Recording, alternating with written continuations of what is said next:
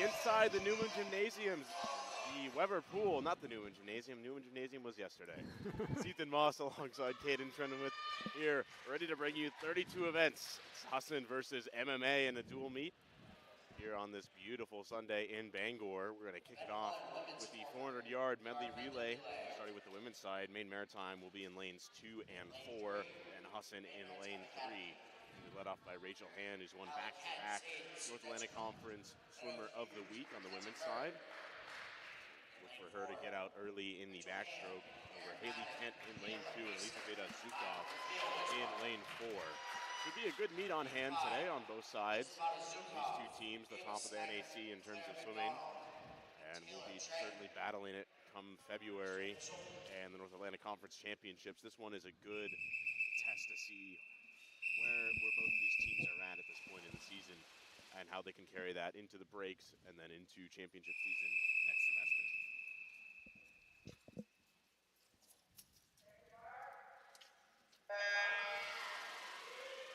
100 yards of backstroke coming up for this leg.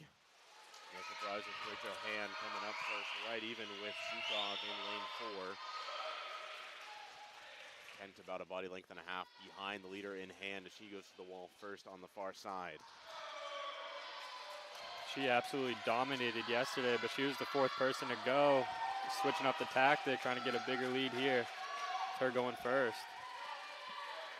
To defeat her first split, 30-67. Zukov behind her, 33-15. So already a substantial lead for the junior.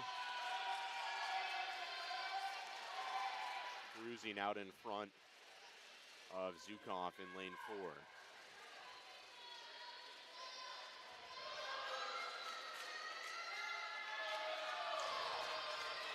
Right now, Hand by about 2 body lengths over Zukov. We'll give it off to Madden for the breaststroke leg. Zukov will look to Ava Snyder. With Madden entering the water, Snyder will be behind her by 6 seconds. 32.89 the final split for Hand, 103.49 overall. Zukov goes 109.49. And Madden holding strong in front of Snyder.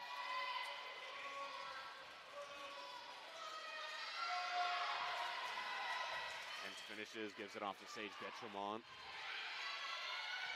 Her final split, 127.61. As Madden has built this lead a little bit bigger for the Eagles.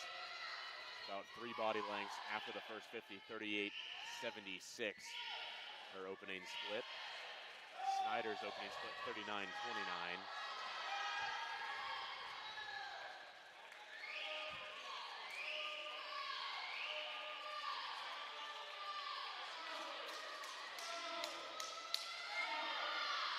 Far wall again by about 4 body lengths. It's Madden over Snyder. As Detremont 40-60, her opening 50. Madden will give it off to Kayla Payson, the senior in the butterfly. Continue to try to build this lead over Claire McDonald, the freshman for the Mariners.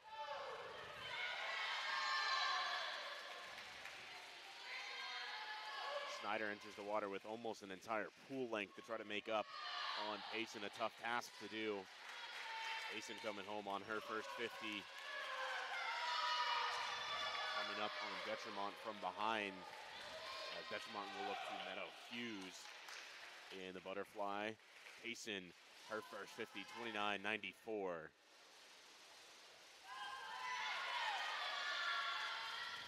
Comes McDonald finishing up her first 50.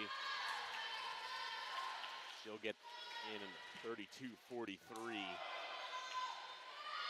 Payson already at the far wall. Hughes has held strong in front of Payson. Hasn't let her slip by quite yet, but Payson will hand it off to Mia Winslow to anchor it out in the freestyle.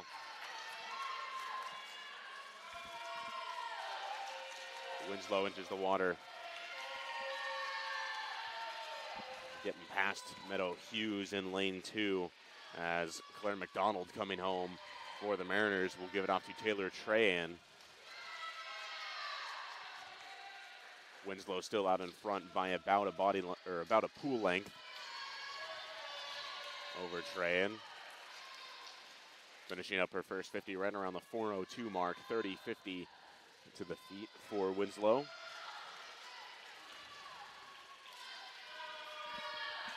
On the far side, Hughes will give it to Mackenzie Murray for the freestyle leg in lane 2 for the Mariners. Trahan for the Mariners in lane 4, 29-28 to the feet. Making up a little bit of some ground on Winslow, but Winslow way out in front thanks to a great couple of legs that built the Eagles' lead up to about an entire pool length. Winslow holds that strong and finishes 34-69, her closing split. Final time of 4:36.17 for the Eagles. As here comes Trahan to close it out for the Mariners in lane 4. Her final split, 33-13, to round out a final time of 4:49.50 for the Mariners A relay. Mackenzie Murray still going strong in lane 2 as we pass the 5-minute mark, heading to her final turn on the far wall.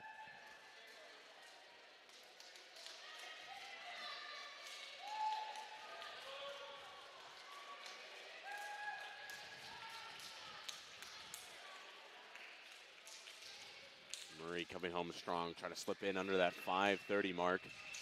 5:25 at the moment, a couple of yards to go. 40-75, her final split does sneak in under that 5-minute mark, 5:30 mark, 5:27.98. The final time for the Mariners in lane 2. Switching over to the men's side, MMA in lanes 2, 4, and 6. The Eagles in lanes 3 and 5. Mariners will be led off by Driscoll in lane 2, Markley in lane 4, and Bean in lane 6. Walsh will start it off for the Eagles in lane 3 with Therio in lane 5.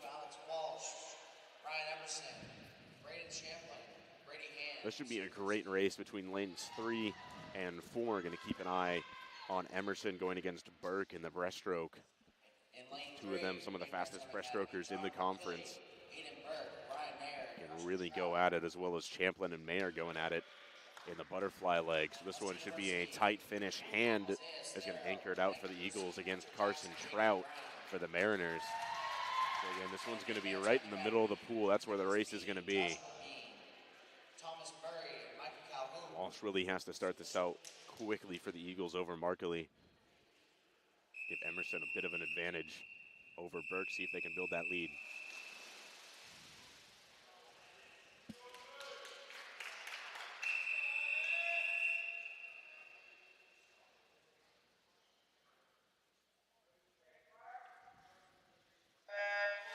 Again, top to bottom, Driscoll, Walsh, Markley, Therio, and Bean. Walsh will come up in first in lane 3, just a head and shoulder above Markley as he's into the wall first on the far side. Walsh a strong turn, Markley slightly stronger right even with Walsh, but Walsh using that big frame of his to pull out in front. Markley now down by the feet of Walsh, 27-45. The split for Walsh, 28-28 for Markley. Right behind him, 29-45 for Therio in lane 3. That rounds out the podium at the moment. Walsh now by a body length over Markley on the far wall. Going to try to give Emerson as much of an advantage as he can over Burke. Does his job in this leg. Going to come home with a sweet time. 29-53, his closing split, and a whole split for him of 56-98 for Walsh on the backstroke as Emerson enters the water against Aiden Burke. Emerson, the ECAC qualifier from last year. Continuing to try and build this lead over Burke. Now almost 2 body lengths is the advantage for the Eagles in lane 3. Lanes 2 and 5 going at it. Carusi for the Eagles versus Saltysack for the Mariners. Carusi out in front by about 2 seconds at the first 50. Emerson losing a little bit of ground to Burke as he approaches his final turn on the far side.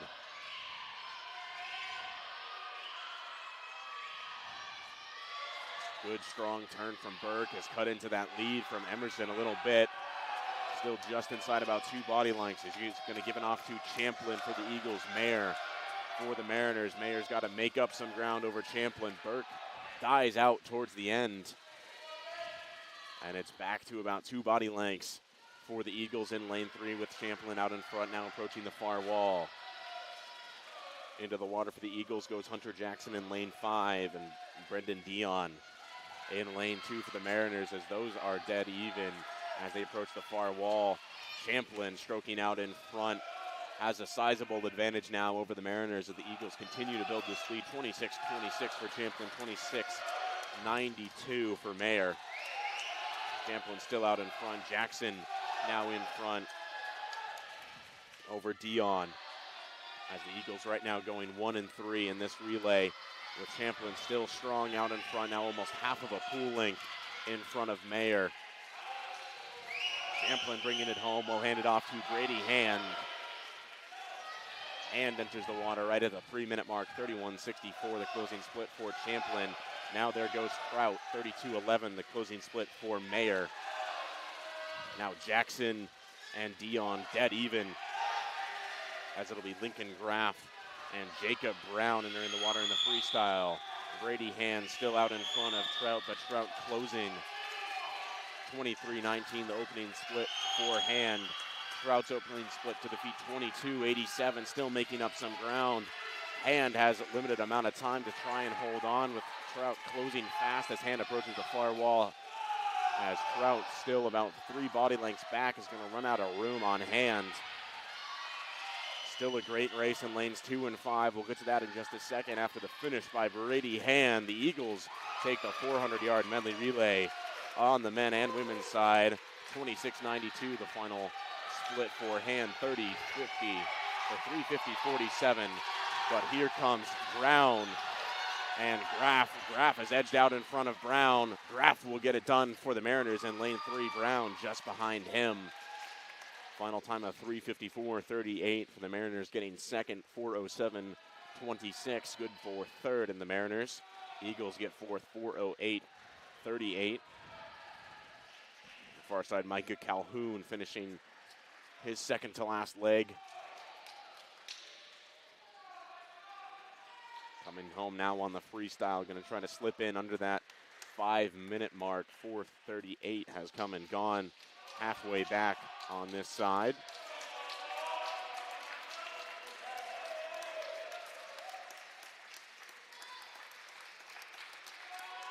.39.02 his closing split, and a final time of 4:49.58 for the MMA C relay in lane 6.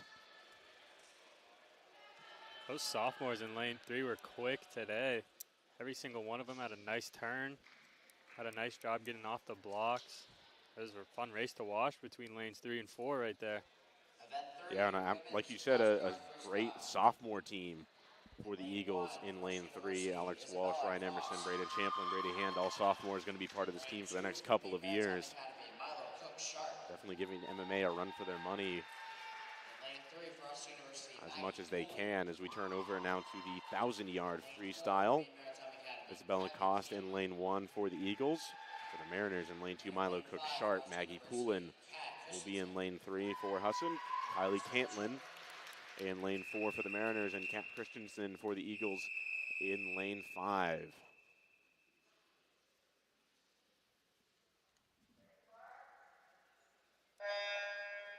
Sit back, buckle up, and grab some popcorn. 40 lengths of the pool upcoming.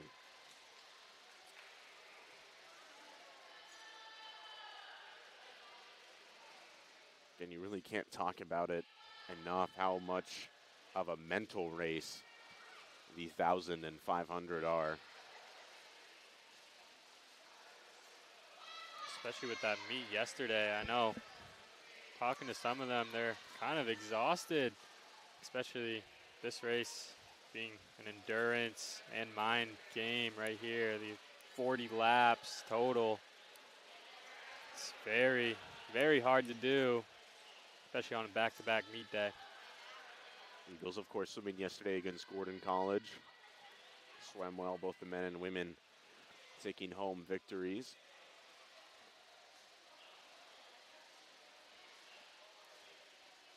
But again, this 1,000 all about trying to find that pace as our leader. And Cantlin hits the wall first, 36.52. Her split, 36.72 for Milo Cook Sharp up there in lane 2, 37.94 for Poulin for the Eagles. That rounds out your podium at the moment. But anything can change in a race this long.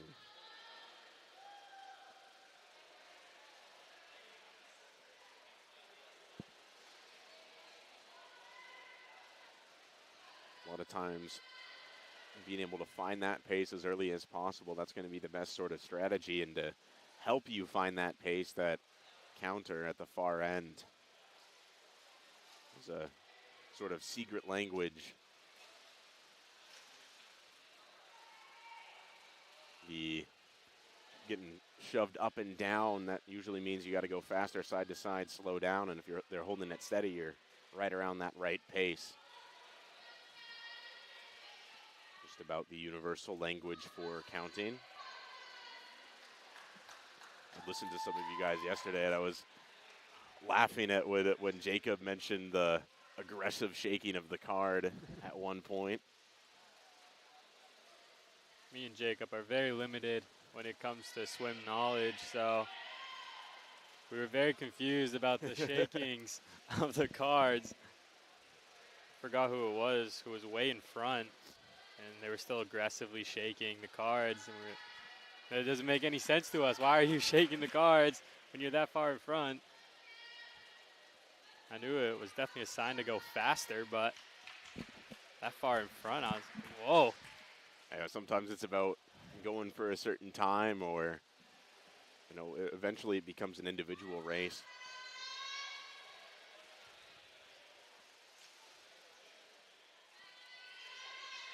But you guys did a great job filling in yesterday for me while I was busy at basketball.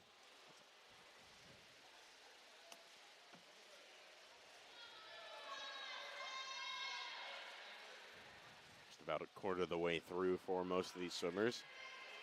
Still dead even with each other is Cook Sharp and Cantlin. Poulin still in third for the Eagles, followed by Cost, then Christensen. You can see really how the pace has evened out. Sometimes you start off a little quickly to try to build a bit of a lead, then settle into your pace. Sometimes you settle into your pace as soon as possible. Right around the 38 mark are the leaders in Cook Sharp and Camplin. Poulin around the 40 mark. Holding some good paces so far.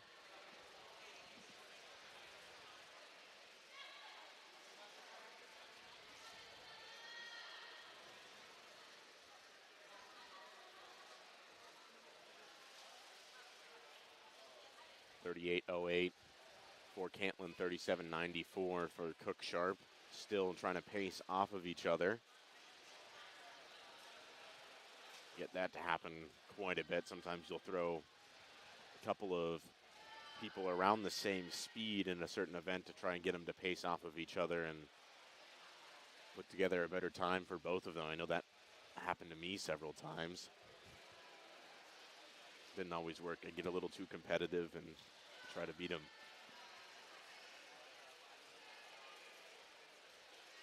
Cook Sharp now in the lead over Cantlin. 38.03 for her. Cantlin 38.48, 45 rather. Christensen comes in around the 45 mark, 44.86 for her, as Poulin still in third, 40.23.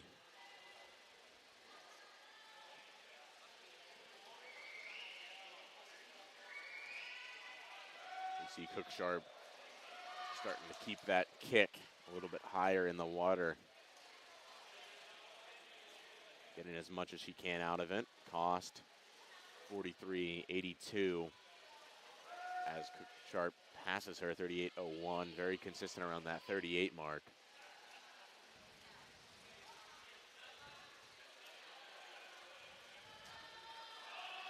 Poulin 40-49.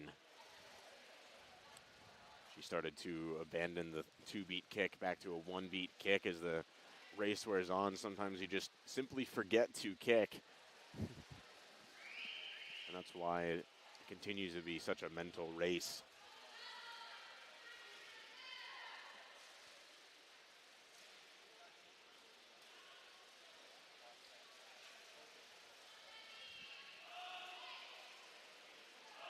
Cook Sharp still has about 3/4 of a body length on Cantlin. We're now past the halfway point for our leaders. Poulin right at the 500.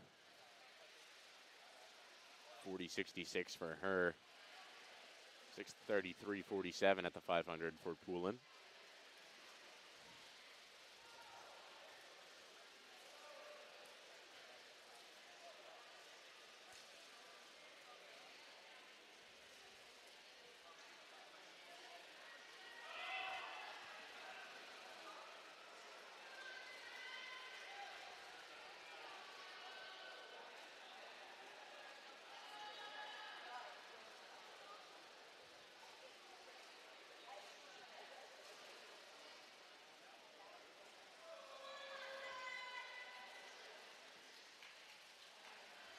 You can see the difference between Cook Sharp keeping that body as in line as possible, and Cantlin in lane 4 starting to get a little bit off center with that kick. That can help slow you down, but it's also a sign of fatigue. The core will start to get really, really tired as this race wears on, and you start to drop your hips in the water, cause a lot of drag, not keep your body as streamlined as possible.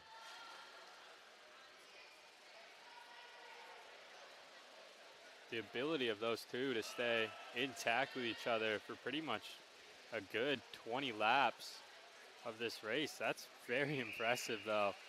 Signs of good coaching and good speed, at least, from those two. Cook Sharp still hanging in a 38 mid.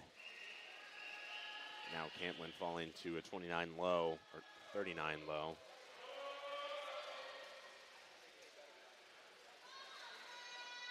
Cost to a 43.76.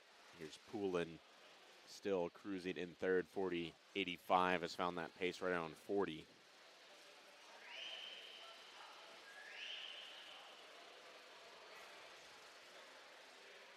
$38.26 for Cook Sharp, and $39.24 for Cantlin. Christensen 45.09, working on length 25. Leaders finishing up with length 29.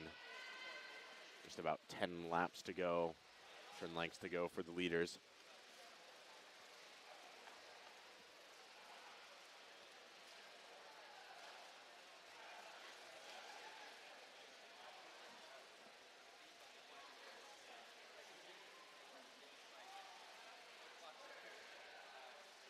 $39.33 for Cantlin. She's found a home in the 39 mids at this point in the race. Still a good pace to be holding.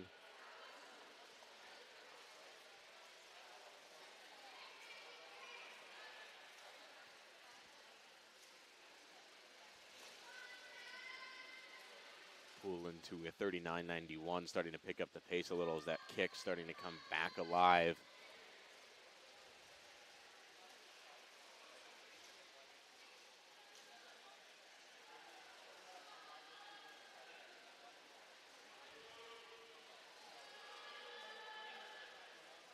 At this point, we see all the swimmers breathing off to one side. That's another sign of fatigue for those who don't normally do that.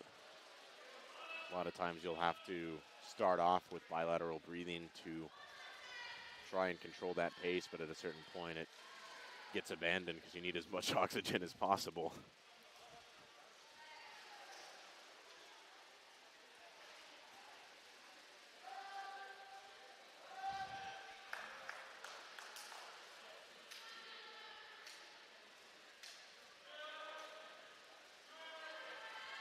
Cook Sharp approaching Poulin.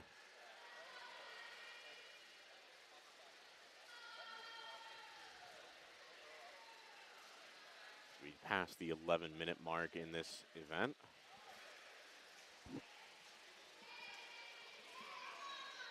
Cook Sharp about to touch at the 34 length mark. 38-45 has been very consistent around that mark. It's a great sign, and again, another great sign of coaching, lots of training. To be able to hit a pace, that consistency requires a lot of training at that pace and a lot of experience.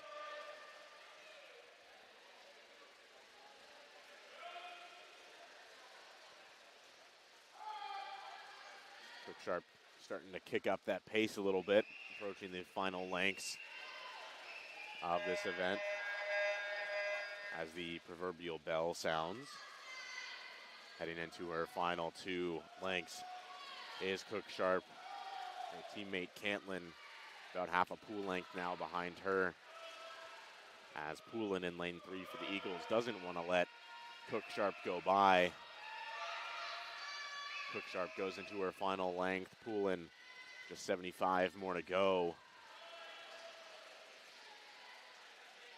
Cantlin behind her, entering her final 25.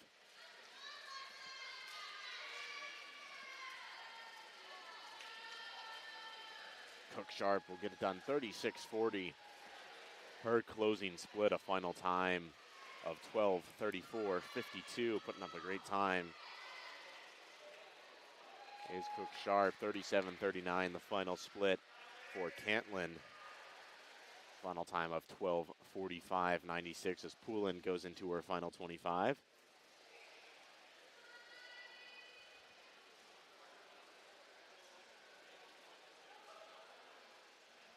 Her teammate Costin, lane 1, approaching her final 75.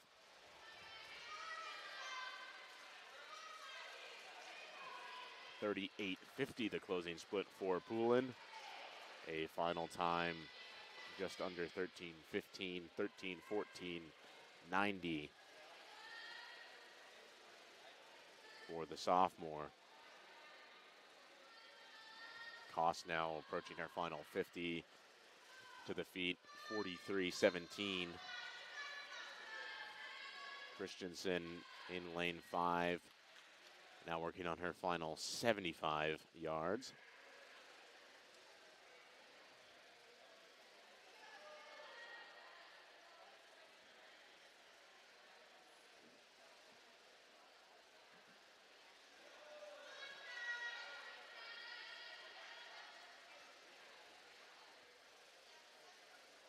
Cost will cruise in, most likely just below the 14:15 mark, or just above. 40-62, her closing split. A final time, 14:16.39. Christensen approaching her final 25 to the far wall, sees the red markers.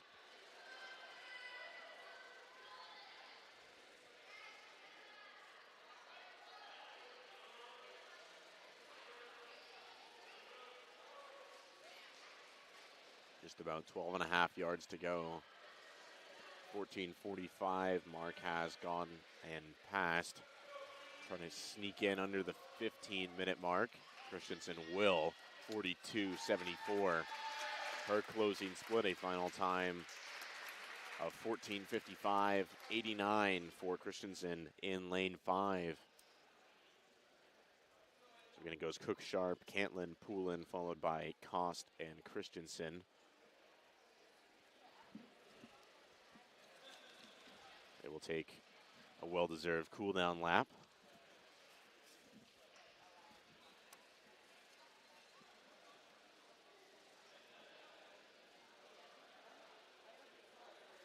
Really important to try to stretch out a little bit after such a long race and maybe break down some of that lactic acid buildup. That's one term you become very familiar with as a swimmer. It becomes the bane of your existence, is lactic acid. Turning over to the men's side now, Joshua Bean will be in lane 2 for the Mariners. Nathan Gilliam in lane 3 for the Eagles. And James Cregan in lane 4 from the Mariners. Now Gilliam did something very fun yesterday in the 500. Started off by so many 400-yard individual medley and then going into 100-yard freestyle to close it out. Obviously with freestyle you can swim whatever you want technically. I'm disappointed that Gilliam doesn't want to swim an 800-yard IM and then go into 200-yard cool down here in the 1,000. I believe yesterday we saw Alex Walsh in this event. He did a really impressive time of, I believe it was 10:30, which I'm pretty sure the average time in the North Atlantic Conference is about 11 minutes and a half. Very impressive stuff from him yesterday. Probably getting the cool down today though. Yeah, those long events, especially over a weekend, will really stack up on you. Swimming a lot of yardage can hurt a lot and can really break down the body. But right around a 10:30 is around a 30-31 pace, which is very hard to hold for 1,000 yards. Right now, Cregan just out in front of Gilliam. Gilliam been there, done that so many times in the 1,000 and the 500. Really has that pace in mind.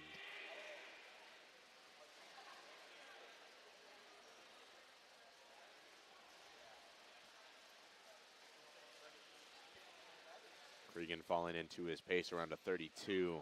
Gilliam around a 33. Right about a second off of each other. Bean falling into about a 36.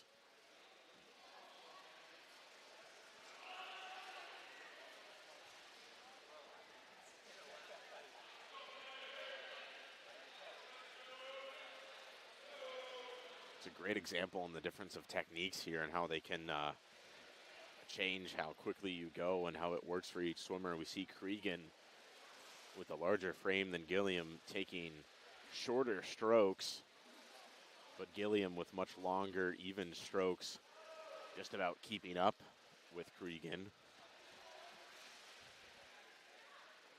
And again, with those shorter strokes for Cregan, it may come back to haunt him later in this event. Make that lactic acid build up quicker. Make the last few lengths of this event a lot more painful.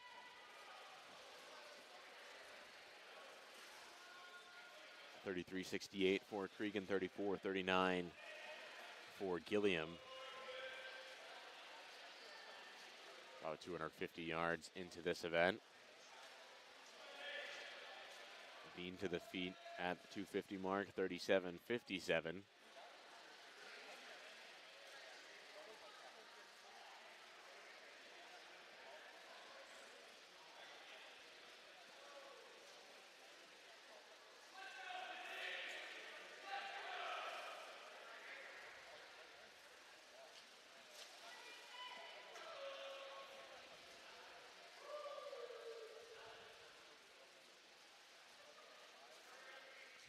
Cregan out in front of Gilliam by about a body length and a half after the 300.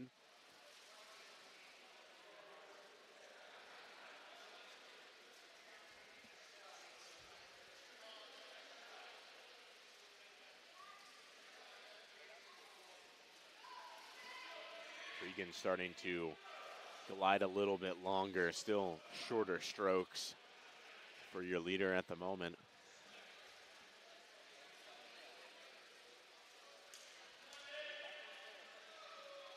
Gilliam still really stretching that out, keeping that kick, two-beat kick, very even with his strokes.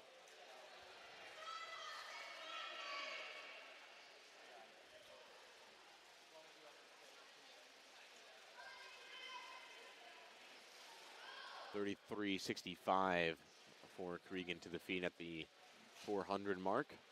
$34.53 for Gilliam.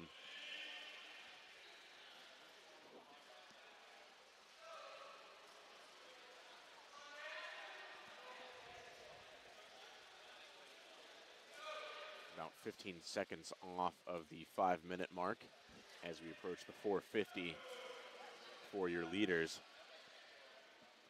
37.94 for Bean at the 400. As his teammate in Cregan starting to creep up behind him.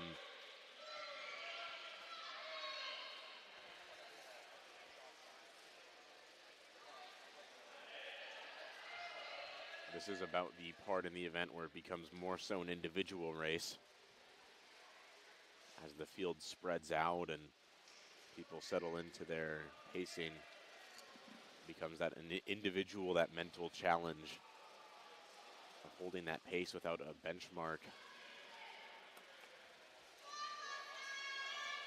34.28 for Cregan, 34.43 for Gilliam, as Cregan maybe starting to show some signs of fatigue.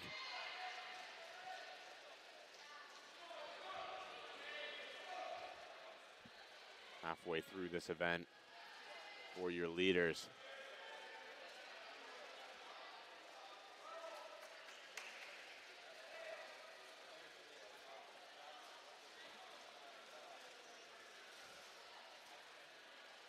Cregan the 550, 34.17. Gilliam starting to pick up that pace a little bit, 33.59. That's what he can do, is he can close out these races a little bit quicker than most. So we'll see how this shapes up as we get into the latter portions of this event. Gilliam now past Bean. And definitely making up some ground on Cregan. 33.90, Cregan's felt a little bit of that pressure, started to pick up the pace, but Gilliam 33.04 to the feet.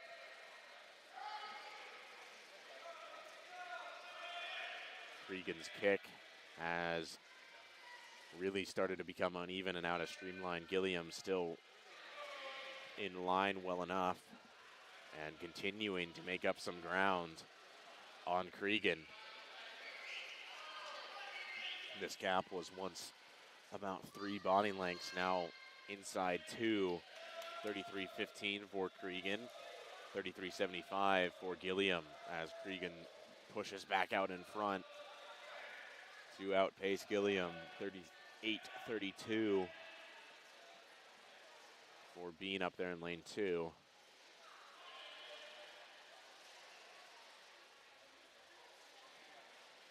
Gilliam putting a bit of pressure still on Cregan.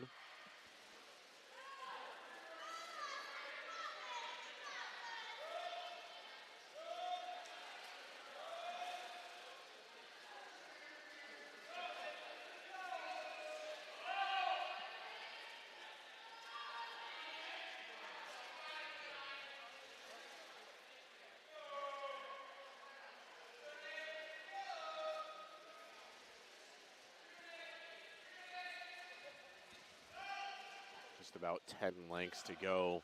Leader for Maine Maritime and Cregan has built back out a lead in front of Gilliam, 34.11 to the feet there. Gilliam had a bit of pressure in the middle length, 34.51.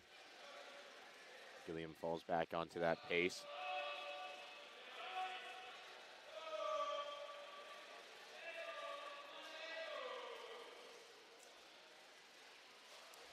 Being 38.60.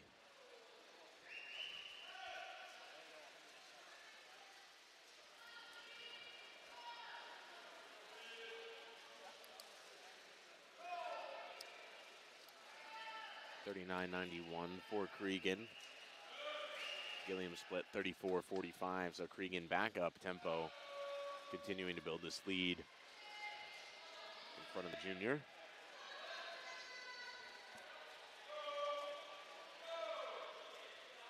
Joshua Bean still hanging strong.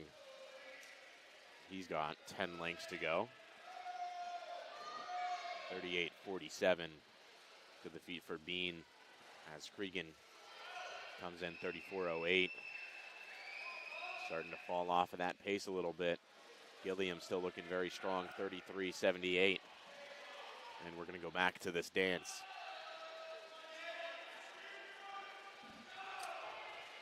You'd like Gilliam to make a move quickly here. Only a couple lengths left.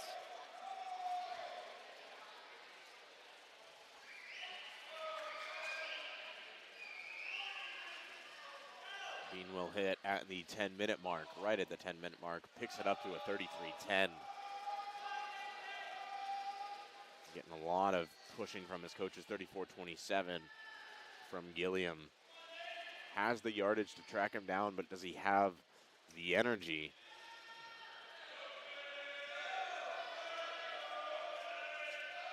Cregan feeling that pressure still from Gilliam despite his 4 body length lead as he heads into his final 50, just past the 10:30 mark, 32-44.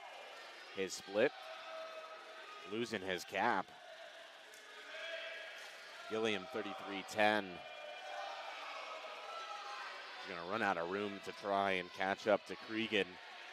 There were a few spots where it looked like Gilliam was going to catch up and maybe go by Cregan with the pacing, but Cregan able to hold on. Now just past the 11-minute mark, Cregan will cruise to a first place finish, 31.99, his closing split. A final time of 11:04.05. Gilliam 32-42. Gets it done a final time of 11:13.04. Bean with just a bit over 75 yards to go to the far wall. And we saw Gilliam push the pace a couple of times to throw Cregan off of his. Seen that strategy work out a couple times. I've employed it myself. It doesn't always work. This time didn't quite work to throw Cregan off enough to burn him out. Being 36-83 into his final 50.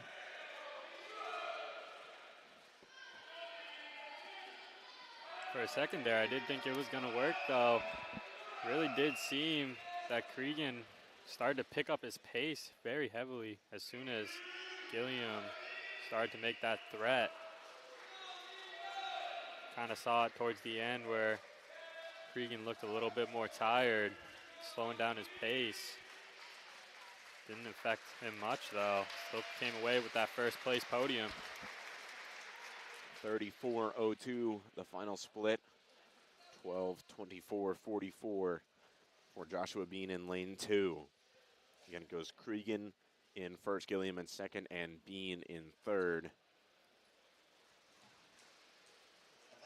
3 men competing in the 1,000-yard freestyle. In lane 2 for Maine Maritime Academy, Down to the women's side, things are going to start to pick up the pace a little bit. Starting off with the 200-yard freestyle. It'll be Sage Detremont in lane 2 out of Maine Maritime.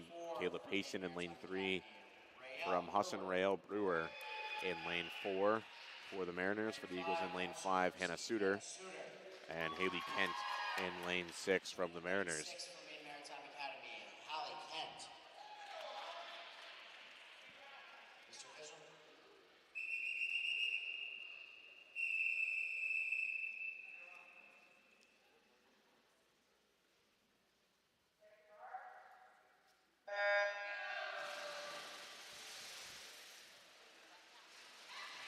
Payson comes up first there in lane 3. Brewer right with her.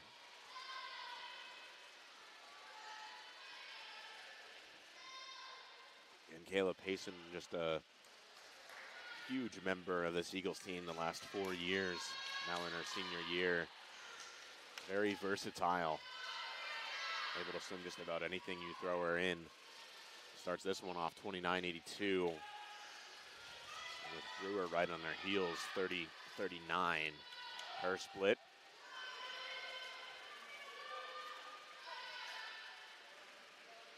Sitting in third at the moment is Suter. Just about 4 seconds behind the leaders.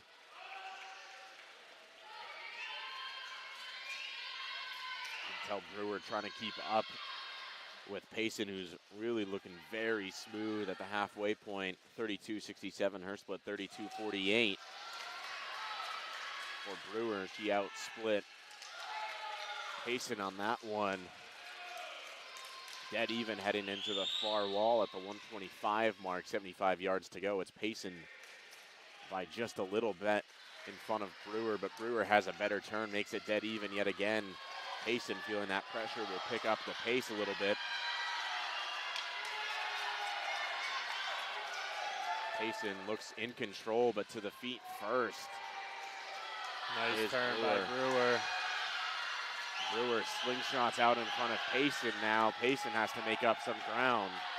We head into the final 25 to the far wall. Dead even, it'll be Payson and Brewer.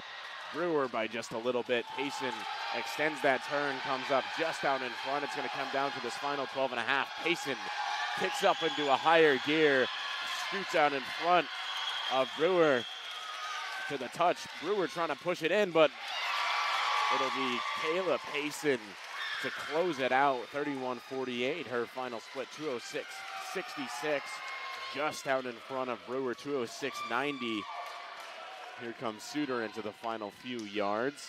That's what makes a great athlete, finding that sixth gear when you need it most. Kayla Payson on the last leg puts it in that sixth gear, takes home the W there. What a race between those two, between Payson and Brewer. Suter will close it out with 226-61. Rounds out the podium. Detremont in lane 2, also of the Mariners, 235-39. And in lane 6, Haley Kent will round it out. In lane 2 for Maine Maritime Academy. Closing out a final split of 41-27. Now to the men's side. Ryan Mayer in lane 2, Alex Walsh in lane 3, Aiden Walls lane 4, Hunter Jackson in lane 5, and Nicholas Bean in lane 6. When we talk about Walsh and how well he's been doing this season, especially in that competition, top seed in this event, gonna go at it with Walls. Could see him go somewhere around a 150, 152 mark for the sophomore.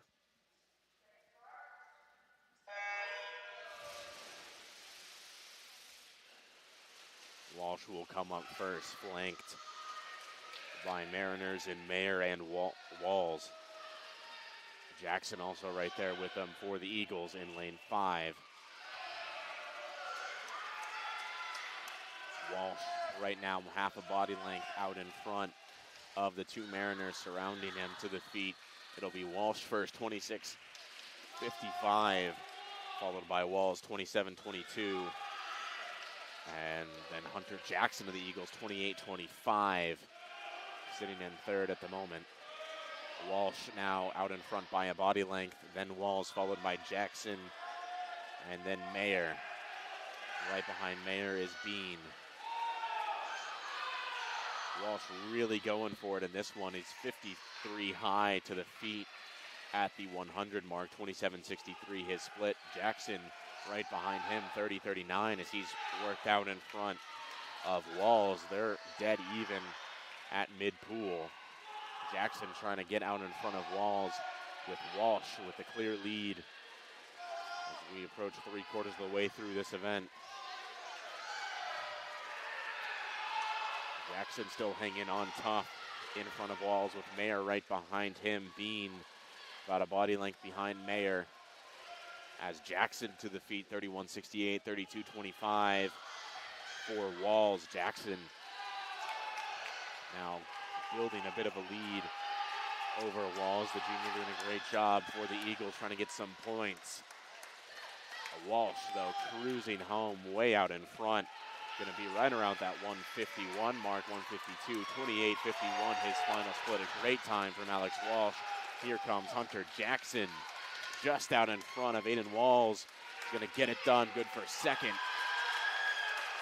Just under that 2-minute mark, it appears to be. Aiden Walls will get it done. And a 151-54 for Alex Walsh. Hunter Jackson, 201-67. 203.85, the time for Aiden Walls. Ryan Mayer with a 207.41, and Nicholas Bean, 209.03. Event 7. Out of the women's side in the 50-yard backstroke. That'll be Natasha Kopech from the Mariners in lane 2. Mia Winslow from the Eagles, lane 3. Elizaveta Zukov in lane 4 from Maine Maritime. Isabella Cox from Husson in lane 5. And Mackenzie Murray in lane 6 from the Mariners. Down and back. This one's going to go quickly. In lane 5. Expect Zukov to get out in front early over Winslow. And in lane 6 for Maine Maritime Academy, Mackenzie Murray. Mr. Official.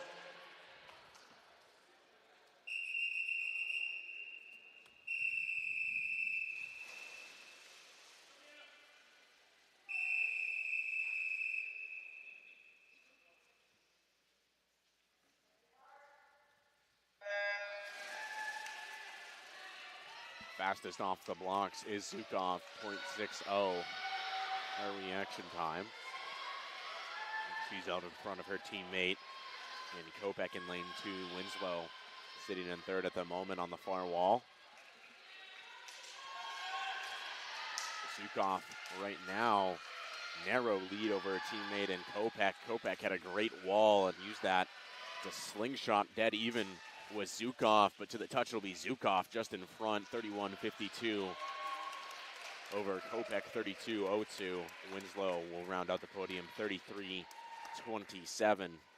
A 38-79 for Isabella Cost, good enough for fourth. And to close it out, Mackenzie Murray, 48-56. Rounding out the field in the 50-yard backstroke. Now to the men's side, John Driscoll in lane 2 out of Maine Maritime. Ryan Emerson in lane 3 out of Husson. Carson Trout from the Mariners in lane 4. Azias Therio in lane 5 from the Eagles. And John Gilpin in lane 6 from the Mariners. See this formation quite a bit of the Mariners in the even lanes and the Eagles in the odd lanes. The way the cookie crumbles today, I suppose.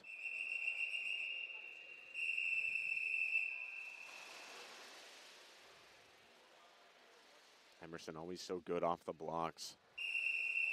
Could get out in front big in front of Trout. Emerson goes 0.57 off the blocks. Trout's 0.70. Therio, the fastest though, 0.56. As Emerson to the far wall already, about a half of a body length over Trout, followed by Therio in third. Trout has a better turn and brings it right back into Emerson, but Emerson still out in front, is going to take this one in the 50 backstroke, 25-82 for Emerson, 26-65 for Trout. Therio in third, 28-63, followed by Driscoll, 29-03. And Gilpin, 29-72. Saw that big, quick start from Emerson help him get out in front. That's what I do like about backstroke, because we get to see how quickly they're getting off the blocks. Event 10, men's 50-yard breaststroke. 0.56, 0.57, very quick. Jacob Brown. Now to the women's 50-yard breaststroke. Taylor Trahan in lane 2. Event 9, women's From the 50-yard Mariners, Erin breaststroke. Madden from the Eagles in lane 3. Ava Snyder from MMA in lane 4. Grace Rochello in lane 5 from Husson, and Sage Detremont in lane 6 from the Mariners. In lane 4 for Maine Madden Maritime could get out in Academy, front Snyder. here over Snyder. In lane 5, We saw Snyder in, Grace Rushlow. we didn't see Snyder, I thought we saw Snyder in the 400-yard medley. Maine Maritime Academy, Sage But we saw Detremont. Madden in the 400-yard medley in her 100 breaststroke leg. Building a bit of a lead for the Eagles during that second 100. Now in the 50.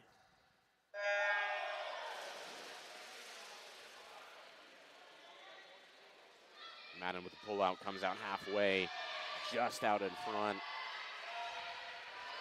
of Snyder. Rochello also with her. So right now it's Madden to the wall, followed by Rochello, dead even with Snyder as they come back into the home stretch. It's Madden by just about a body length over Snyder. Rochello right there with her. And Trahan making a move on the outside in lane 2. Could get second to the touch in front of Rochello, but it's Madden. Followed by Rochello just in front of Trahan. 37-15 for Madden. Rochello goes 39-10, 39-24. For Trahan in lane 2, Snyder goes 39-25 and 39-32. Event 10, men's 50-yard breaststroke. For Detremont in lane 6. Lane 1, Husson University, Jacob Brown. Out of the men's side, Jacob Brown in lane 1 out of the Eagles. Ponce Salty Sack in lane 2. From Maine Maritime, Brady Hand in lane 3 from the Eagles. Aiden Burke. From the Mariners in lane 4, Ben Carusi. From Husson in lane 5, Lincoln Graff in lane 6 from MMA. Full pool for the first time today. Lane 6 for Maine Maritime Academy, Lincoln Graff. Mr. Official.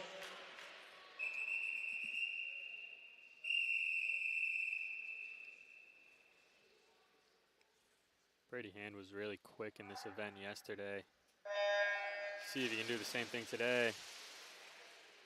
Already out in front is Hand, just barely in front of Aiden Burke. We saw Burke and Emerson go at it in the medley relay earlier. Now Burke has to contend with Brady Hand, who has the lead at the moment. Right now it goes Hand, followed by Burke. And Salty Sack, but it's Brady Hand gonna be just behind Burke on the touch. Burke gets it done by .05 on the touch. Sometimes coming into the wall, trying to take that extra stroke can hurt you. Hand does it there and falls to second after leading the whole race, 30-46 for Burke, 30-51 for Hand, 33-24 for Salty Sack in lane 2. And lane 4, Aiden Burke, 33-27. Carusi, 33-27. Lincoln Graff, 34-25. And Jacob Brown, 36-02. Now to the 100-yard butterfly. Milo Cook-Sharp will be in the lane 2. Rachel Hand in lane 3. Claire McDonald in lane 4 from MMA. Mackenzie Gray out of the Eagles in lane 5.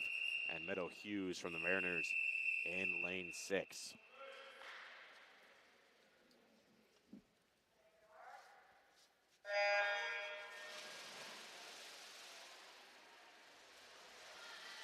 Hand out in front off of the blocks, just out in front of Claire McDonald. It's Hand already by almost a body length as McDonald and Cook-Sharp go into the turn dead even. Following them is Gray and Hughes.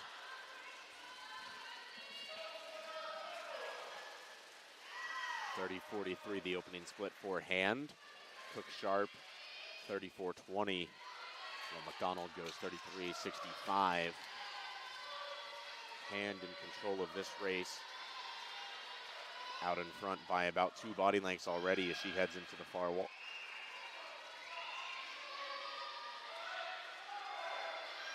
McDonald there just in front of Cook-Sharp on the far wall. Then it goes Hughes followed by Mackenzie Gray. But Rachel Hand will cruise to a first place finish.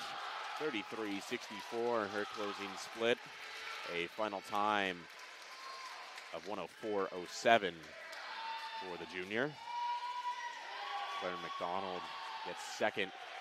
Meadow Hughes sneaks in front of Cook-Sharp. 111.78 for McDonald. Hughes 114.62. Cook-Sharp 115.23. And Mackenzie Gray will round out the field for the Eagles. A closing split 44-00. Now to the men's side of the 100-yard butterfly, it'll be Ryan Mayer, Nathan Gilliam, John Markley from Maine Maritime in lane 4, Sam Pizer from Husson in lane 5, and Brendan Dion in lane 6. In lane 5 for Husson University, Sam Pizer. And in lane 6 for Maine Maritime Academy, Brendan Dion. One thing I do want to mention is how much Pizer has improved, especially in the 100-yard butterfly. Been swimming it a lot this season. Has really shown a lot of signs of growth under Coach Hoffman.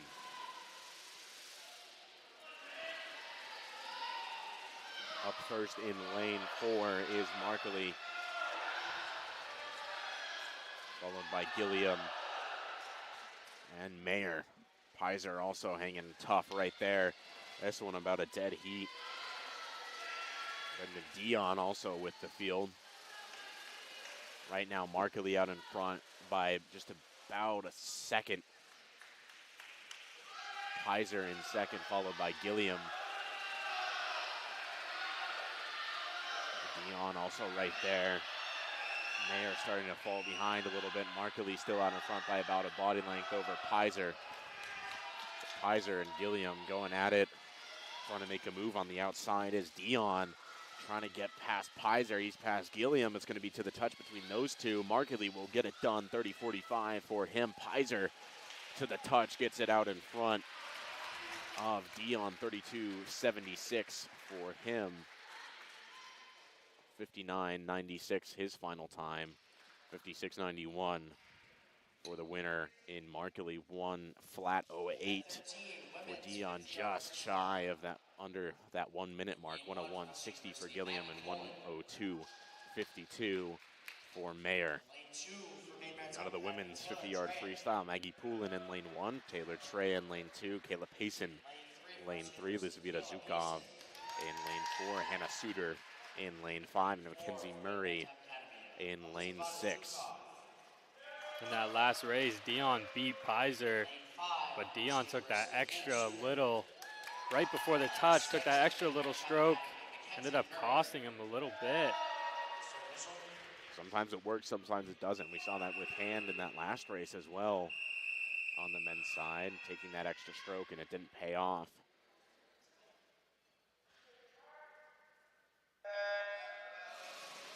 Yard freestyle. Again, Poulin, Trahan, Payson, Zukov, Suter, and Murray is their field. Payson right out in front off of the start. No surprise there. She heads into the wall first, just in front of Zukov. Suter good for third. Trahan right on the heels of Suter. Poulin right there as well. Mackenzie Murray will round out the field, but here comes Payson about a body length over Zukov. Gets it done 27-48. Zukov goes 28-74. Followed by Trahan 30-38, 30-60, the time for Suter. Poulin 31-70 and 34-90 for Mackenzie Murray. Will round out that field. Now to the men's 50-yard freestyle in Heat 1. Fox Fernald out of Maine Maritime. Braden Champlin in lane 3. Carson Trout lane 4. Hunter Jackson in lane 5. John Gilpin out of Maine Maritime in lane 6. Micah and then contest this one before we head into Heat 2, the only multi-heat event of the day. 6 for Maine Maritime Academy, John Gilpin. Mr. Official.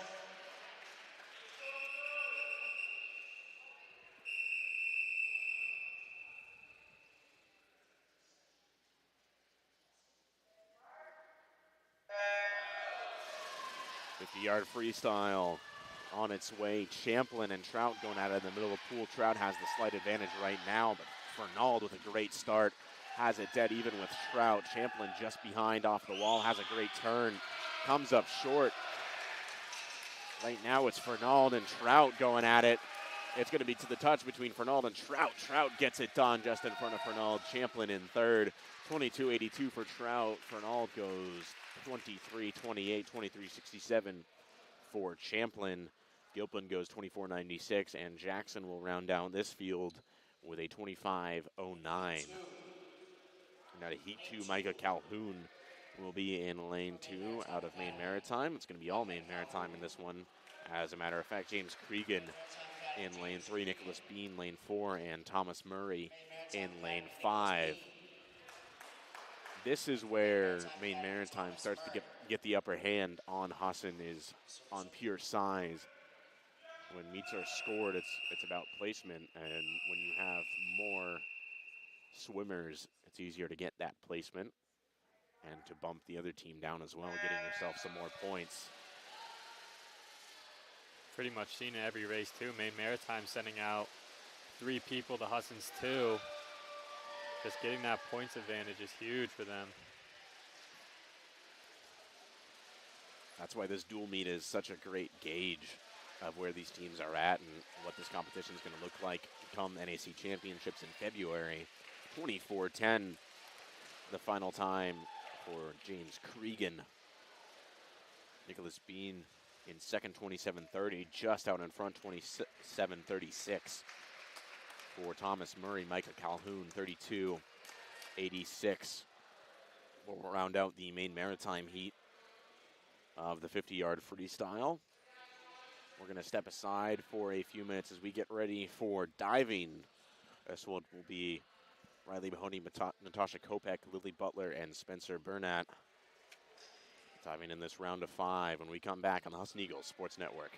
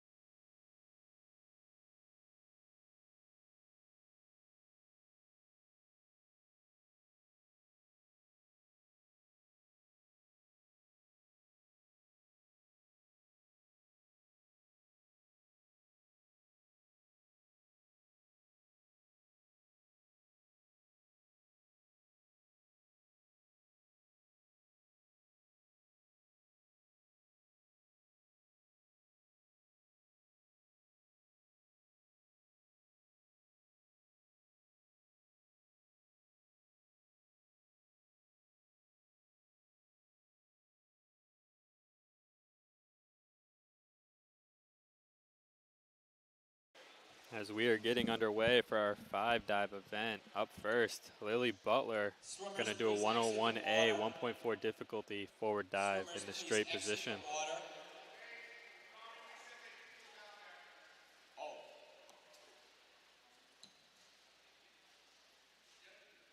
Lily, 101A, 14.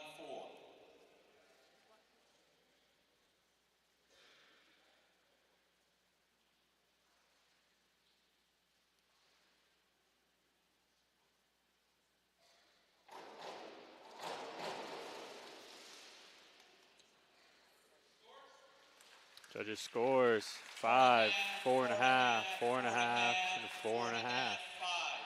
Natasha, 102B, 15. Natasha Kopek, 102B, 1.5 difficulty, forward 1 somersault in the pike position.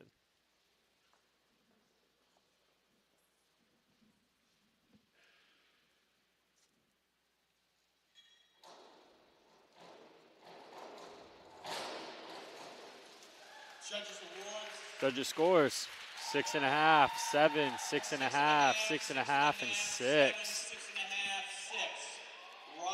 6. Riley Mahoney's up now, 102A, 1.6 difficulty forward, 1 somersault in the straight position.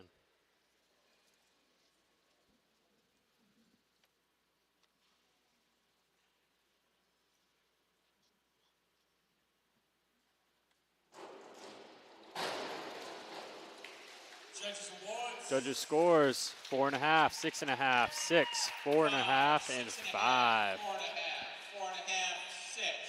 Spencer, 103B. Spencer Burnett up now doing a 103B, 1.7 difficulty forward, 1.5 somersault in the pike position.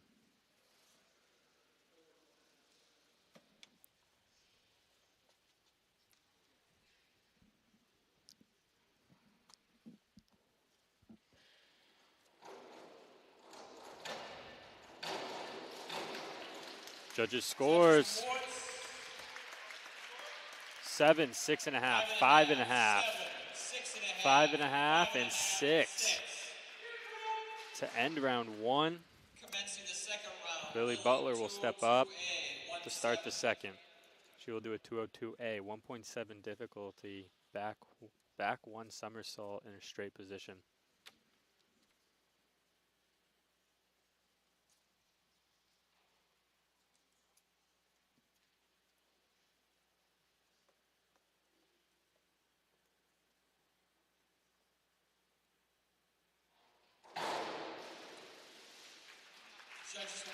Judges awards 5.5, 5.5, 5.5, 6, and 6.5 for Lily Butler.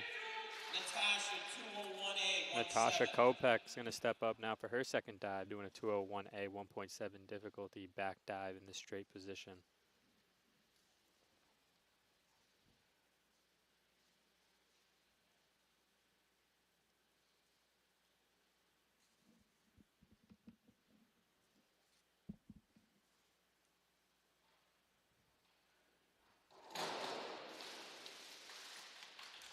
Judges awards 4.5, 5, 5, 4.5, and 5.5.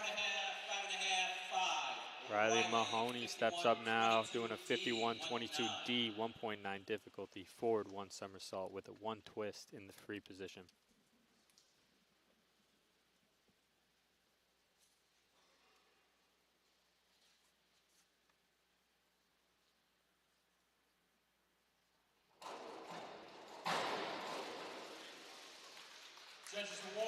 Judges awards 5.5, 7, 5.5, 5.5, and a 6. Spencer Burnett will come up now. He's going to do the same thing, 51-22D, 1.9 difficulty, forward 1 somersault with a 1 twist in the free position.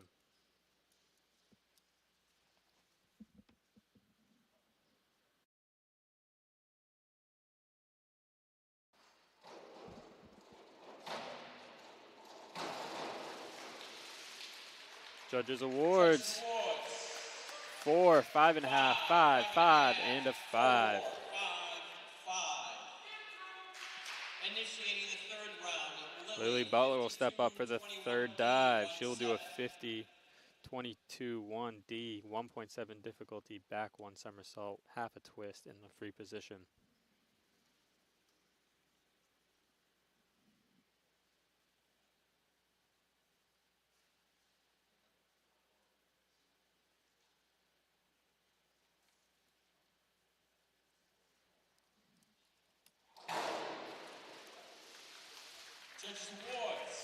Judges say 4.5, 5, 4.5, 5, and a 4.5.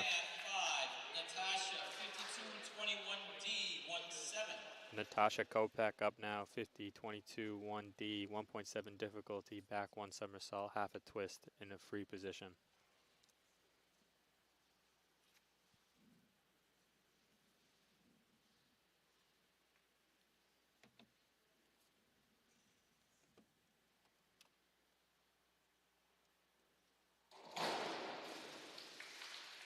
Judges say 5, 5, 5.5, 6, and a 6.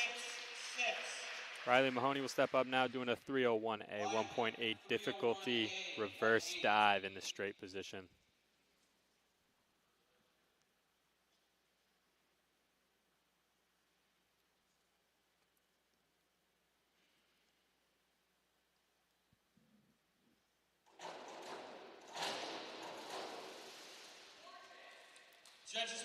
Judges say 5.5, 5.5, 5, 5.5, and a 7.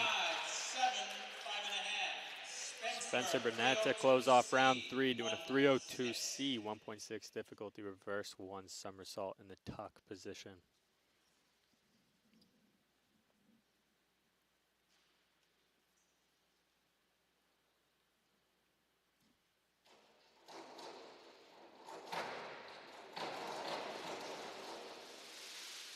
Judges say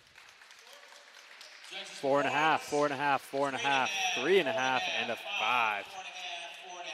Lily Butler to start off round 4, doing a 401B, 1.5 difficulty, inward dive in the pike position.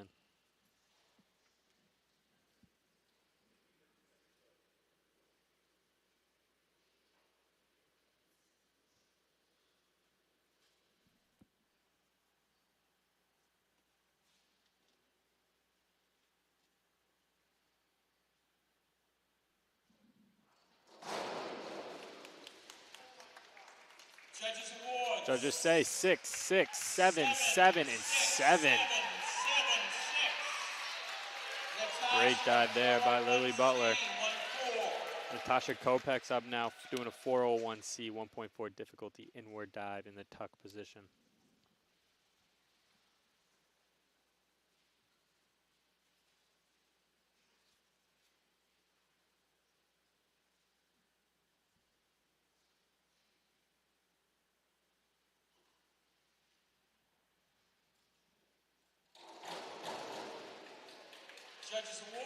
Judges say 7.5, 7, 7.5, 7, and 6.5. Great start to round 4 so far. Riley Mahoney's up now doing a 201A, 1.7 difficulty back dive in the straight position.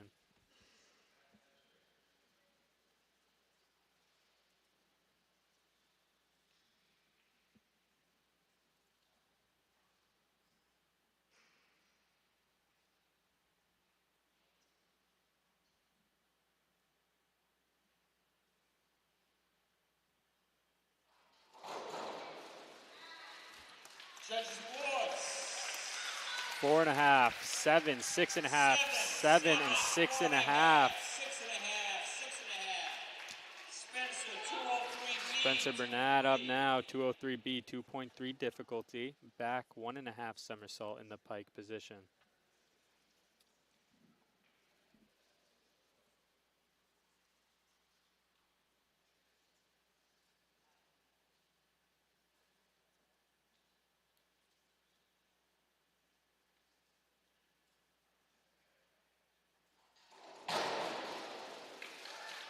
Judges say 6, 6, 5.5, 5.5, and 6. Overall, our best round so far was round 4. Lily Butler to start off the final round doing a 301A 1.8 difficulty reverse dive in the straight position.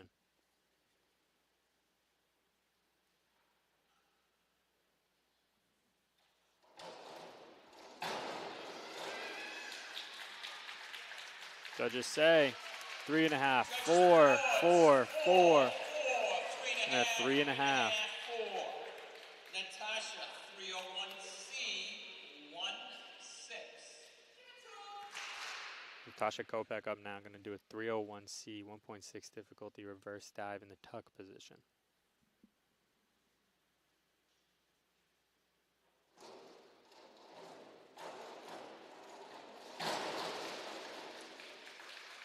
Judges awards 4, 4, 3.5, 3, and 4.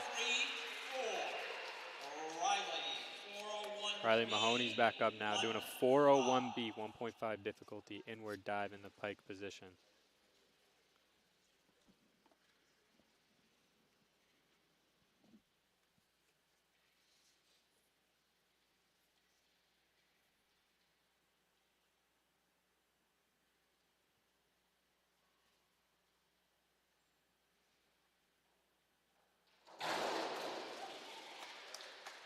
Judges say 6, 6.5, 5.5, 6.5, and a 6. Great dive there by Mahoney. We'll see the same thing from Spencer Burnett. 401B 1.5 difficulty inward dive in the pike position.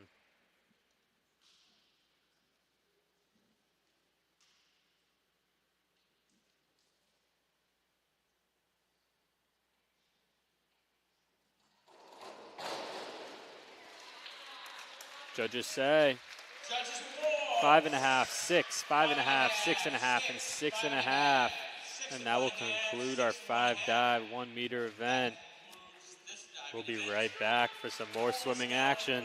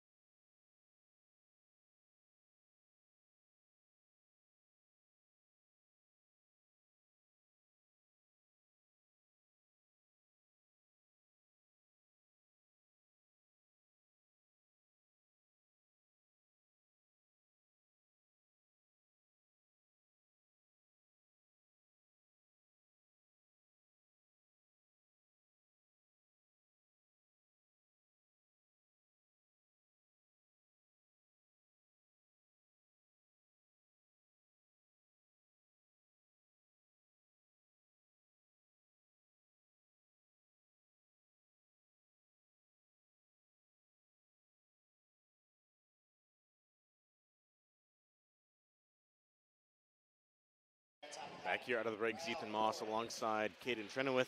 Score update for you on the women's side. Eagles leading this one 81-72, and on the men's side, 72-67 in favor of Maine Maritime.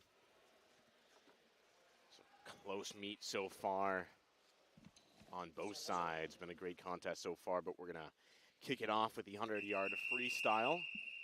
On the women's side, Taylor Trey in lane 2, Rachel Hand lane 3, Rael Brewer lane 4, Kat Christensen in lane 5, and Haley Kent in lane 6.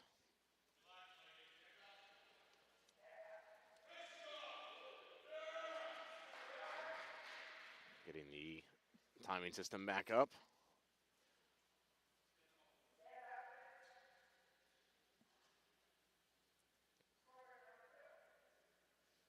But with how close this race or this meet has been so far, it really comes down to getting those higher finishes. The Eagles have been doing a great job of getting those first place, second places, and trying to stack it up on the podium above the Mariners on both the men and women's side. Big part of that has been Rachel Hand for the Eagles right now in the lead in front of Brewer.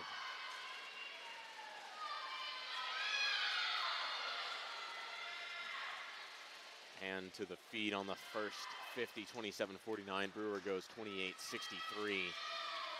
Race between those two. Tran goes 31-25. Kent 34-83 and Christensen 36-71. Right now, Hand by about a body length and a half over Brewer. Is going to cruise home to another first place finish in this 100-yard freestyle. 29:45, her final split, and a final time of 56:94 for Rachel Hand. 1 flat 31 for Rael Brewer. Taylor Trahan in third, 105.11, followed by Haley Kent. Her closing split 38:56, just in front of Kat Christensen of 38:80. Final time for Kent of 1:13.39 and 1:15.51 for Christensen. Now to the men's side, Jacob Brown and another full pool. We'll start it off for the Eagles in lane 1. Brendan Dion in lane 2 for the Mariners. Brady Hand in lane 3. Fox Fernald in lane 4. Sam Pizer in lane 5. And Thomas Murray in lane 6. Another sophomore heavy heat. The only freshman in Dion is in lane 2. Everyone else is sophomore. Sam Pizer. And in lane 6 for Maine Maritime Academy, Thomas Murray. So official.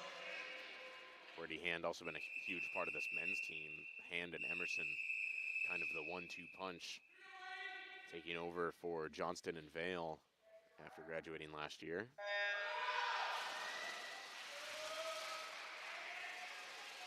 Emerson up first, closely followed by Fernald.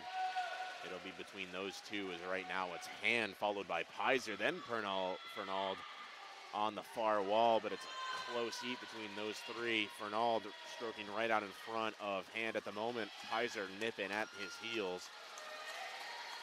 It's to the wall first, 24.94 for Fernald, 24.88 for Pizer, 25.40 for Hand, who's got to kick it up into this final stretch, and he does right now, dead even with Fernald, as Pizer still out in front. To the wall first will be Hand with a great third length in this 100-yard. Now shoots out in front of Fernald. Pizer still hanging tough in second, trying to make a move is Dion in lane 2. Hand will cruise to a finish, a great second leg negative splitting. Pizer gets second, followed by Fernald in third and Dion in first. That's a huge finish for the Eagles. 51-37 for Hand, 52-38 for Pizer, 52-98 for Fernald. Dion goes 53-69, followed by Jacob Brown going 56-63 and 59-72 for Thomas Murray. What a 1-2 punch that was. Pizer and Hand looked really behind Fernald in that first length, and then all of a sudden they just turned it on that those last lap or so. Absolutely killed it. What a swim by those two. Teammate Braden Champlin loving it on the deck. Captain Ben Carusi as well. Everyone knows those finishes, those 1-2 finishes, so important. That's going to maximize those points.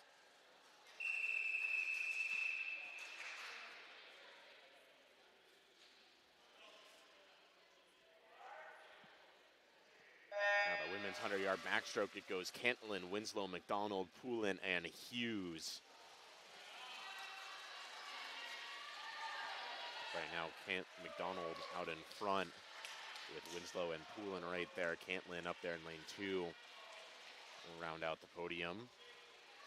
Great turn from Winslow, bringing it back in a little bit on McDonald. Cantlin as well, as they go stroke for stroke in the middle of the pool. Winslow having a good race. She's right with McDonald. 35-30 for McDonald, 36-06 for Cantlin, 37-71 to round out the top 3 in Cantlin. Winslow loses it a bit on the wall now to about a half a body length behind McDonald. Great turn from McDonald, needs another one here to stay out in front of Winslow. Winslow shoots off that wall and reels in McDonald a little bit, trying to make a move as we head into the last few yards of this event. Winslow trying to push the pace a little bit on McDonald, who's losing some ground to Winslow. It's going to come down to the touch. McDonald holding strong out in front, gets it done just in front of Winslow. 36-70 the final split for McDonald. 36-83 for Winslow. Final time of 112 even for McDonald, 112.89 for Winslow. In third, it'll be Cantlin, 118.48, 120.54 for Poulin from Husson, and Hughes in fifth, 124.24. Now to the men's side, John Driscoll will be in lane 2, Alex Walsh lane 3, John Markley lane 4, Isaiah Styrio in lane 5, and Nicholas Bean in lane 6. Lane 5, Frost University, Isaiah Styrio. And lane 6 for Maine Maritime Academy, Nicholas Bean. Mr. Official.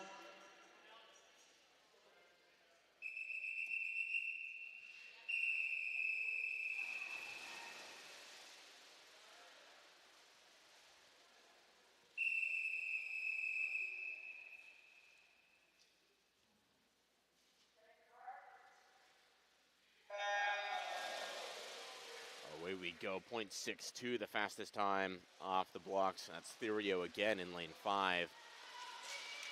Walsh at a 0.68. And is to the wall first in front of Markley, followed by Styrio. Markley has a great turn, reels Walsh in just a little bit. Styrio lags behind with Driscoll dead even, as well as Bean trying to make a move on Styrio to the feet. 27.56 for Walsh, 28.40 for Markley, 29.89 for Styrio. As those are your top 3. Walsh about a body length in front of Markley, still swimming strong. Styrio trying to make up some ground on Markley off of a great wall. Gonna kick it into a 6th gear here. Trying to track down Markley. He's gonna run out of some room, but still gaining ground. Alex Walsh will finish first, followed by Markley, then Styrio. Walsh's final time, 56.60. Markley, 59.86. Styrio, 101.28. 103.42 the time for Driscoll up there in lane 2, and Bean, 106.31. In lane 2 for Maine Maritime Academy, Sage Detremont. In lane 3, Frost University, Grace Rochello. Now to the women's 100-yard breaststroke. Sage Detremont in lane 2, Grace Rochello in lane 3, Ava Snyder lane 4, Mackenzie Gray in lane 6, and Mackenzie Murray.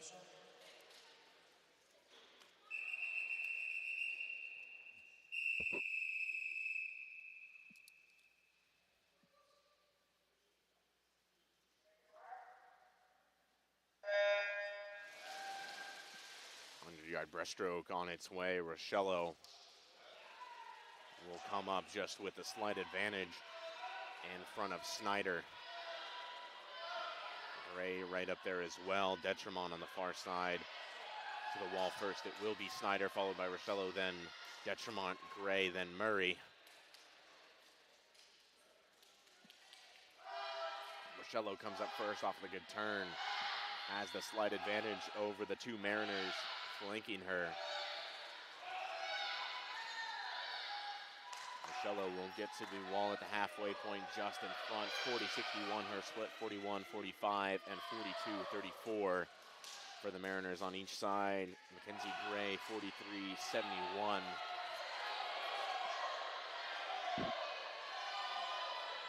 35-33 as Rochelle continuing to edge out this lead. Now almost a body length into the far wall, followed by Detremont, then Snyder. Gray right on the heels of Snyder. Has a great turn, has reeled Snyder in a little bit. Rochelle still out in front. Detremont making up some ground on Rochelle, but is probably going to run out of room. Now Rochelle inside the flags will push to the finish. 44-97 her final split. And then 45-91 for Detremont. Snyder 48-56. Final time for Rochelle, 125-58, 128-25 for Detremont. Snyder goes 130-01. Mackenzie Gray 131-49 and 137-22 the time for Mackenzie Murray. Now to the men's side, Ponsaltisiak in lane 2, Ryan Emerson lane 3, Aiden Burke lane 4, Ben Carusi in lane 5, Aiden Walls in lane 6. We saw Emerson and Burke go at it earlier today in the 400-yard medley relay, both of them swimming the breaststroke leg, and Emerson had the advantage there, but Burke, the winner of the 50-yard breaststroke, could sneak out in front of Emerson.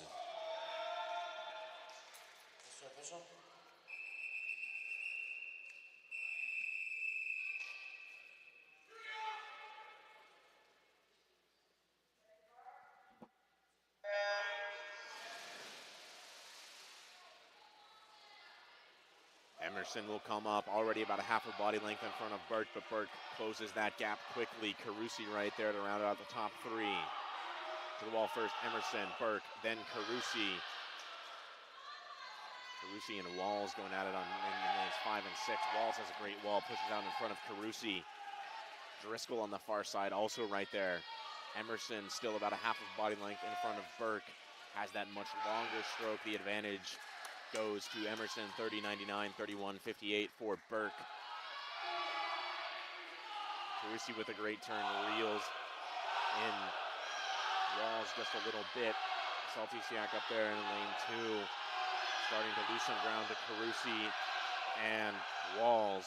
But right now, Emerson about a body length in front of Aiden Burke. It was a great turn, tried to reel in Emerson, but Emerson way out in front at this point is going to cruise home to another first place finish. Carusi still going at it with Saltisiak. He's going to try to sneak into 4th.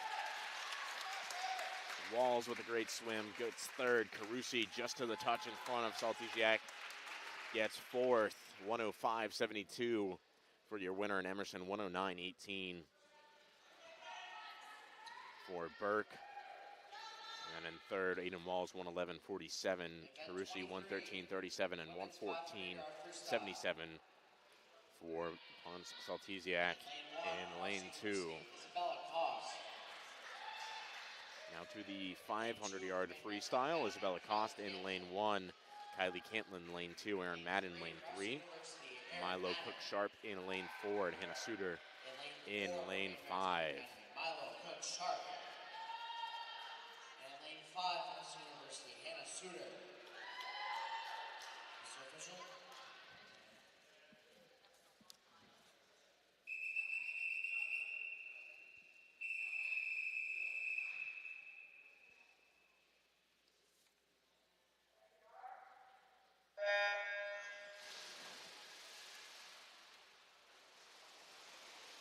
Go 20 lengths of the pool upcoming. Aaron Madden with the early lead over Milo Cook-Sharp. Cantlin there as well, followed by Suter, then Cost. Eagles have the rare numbers advantage in this event. See if they can capitalize and try to stack that podium. Right now looking good for the Mariners to take 2nd and 3rd as we approach the first 50. 31-40 to defeat for Madden, 32 69 for Cook Sharp. Cantlin goes 33-74. Suter goes 35-58 and Cost 35-80.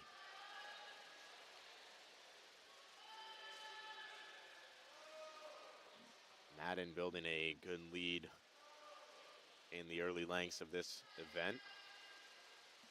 We see Cook Sharp and Cantlin pacing off of each other like we did earlier today in the 1000.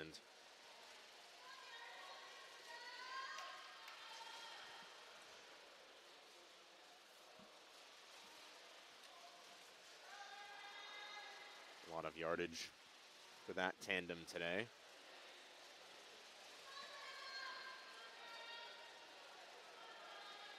They're going to be happy to go on Thanksgiving break. I bet I can tell you that right now. There's a lot of mileage they're putting on. A lot of times the thing you look forward to the most after a swim meet is a nice big bowl of pasta. Could be anything, mac and cheese, or just plain pasta, a little bit of oil and Parmesan cheese, man. Anything with carbs after a swim meet is fantastic. There's been more than one occasion where I would take down an entire pizza.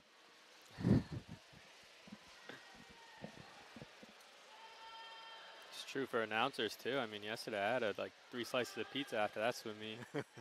It's a lot of work too. We just get to exercise our brains rather than our bodies. Still requires some fuel, and in our case, it's usually a lot of caffeine. 35-96 for Madden, your leader, by already more than a pool, or in between, about 3/4 of a pool length in front of Cook Sharp and Cantlin right there as well. Then Suter and Cost approaching the halfway mark.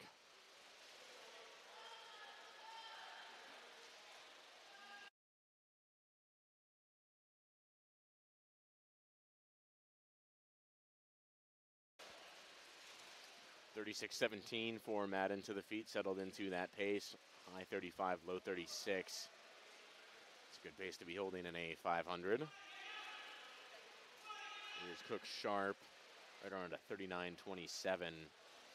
Cantlin 39-29, so they're about even with each other. Again, that pace off of each other really good. Suter, a 40 flat.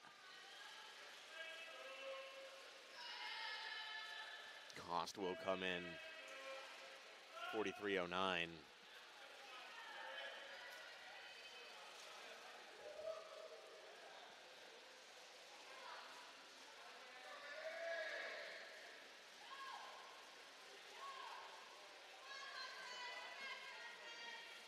Madden now almost a pool length in front of Cook Sharp.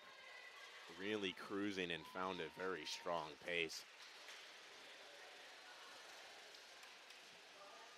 Keeping that kick at a high beat. We talk about 2-beat kick, 4-beat kick. That's the amount of kicks per stroke. So Madden right now at about a 4-beat kick.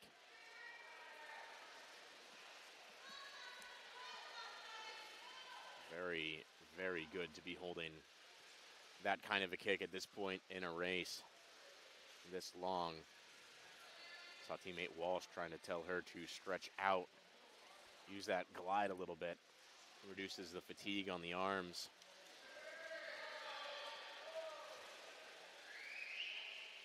Suter settled in around a 40-second pace. Starting to make up a little bit of ground on Cantlin.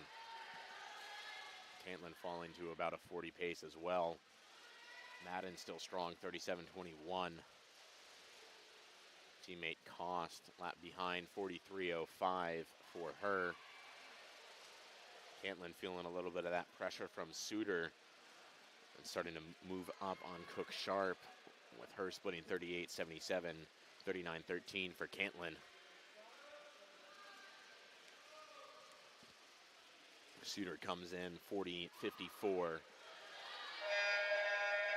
as the bell sounds for Madden heading into her final leg. 37-20, that split right around the 5:20 mark. Now we're approaching the 5:30 mark as Cost comes in a couple of laps behind the leader in Madden. Cantlin and Milo Cook Sharp right in the middle of the pool, almost dead even with each other, as Cantlin has made up some ground on Cook Sharp. Let's see these splits to the feet for Cook Sharp, 39-25 and 38-37 for Cantlin, as here comes Madden into the home stretch. To the feet for Suter, 40-45, and Madden will cruise to an easy first place finish, 35-69, her closing split. A final time just under 6 minutes of 5:57:30.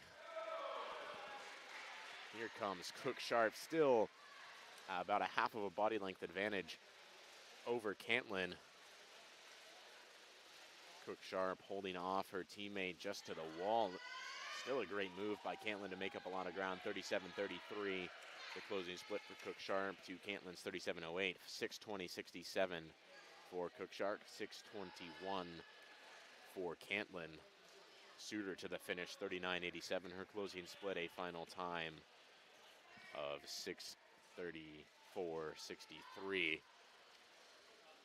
Isabella Cost in the home stretch, the final 12.5 yards. Is going to try to sneak in under 7 minutes. 6:50 has come and gone. Now 6:55, and Cost will get under that 7-minute mark. Closing split 40-19 for the freshman, a final time of 6:57:46. Another good swim for Cost. Now turning over to the men's side. Joshua Bean in lane 2, Nathan Gilliam in lane 3, James Cregan in lane 4, Hunter Jackson lane 5, and Lincoln Graff in lane 6. We saw Gilliam making up some ground late on Cregan in the 1,000. Couldn't make that move early enough. See what he can do in a little bit shorter yardage here, really push that pace. In lane 3 for Husson University, Nathan Gilliam.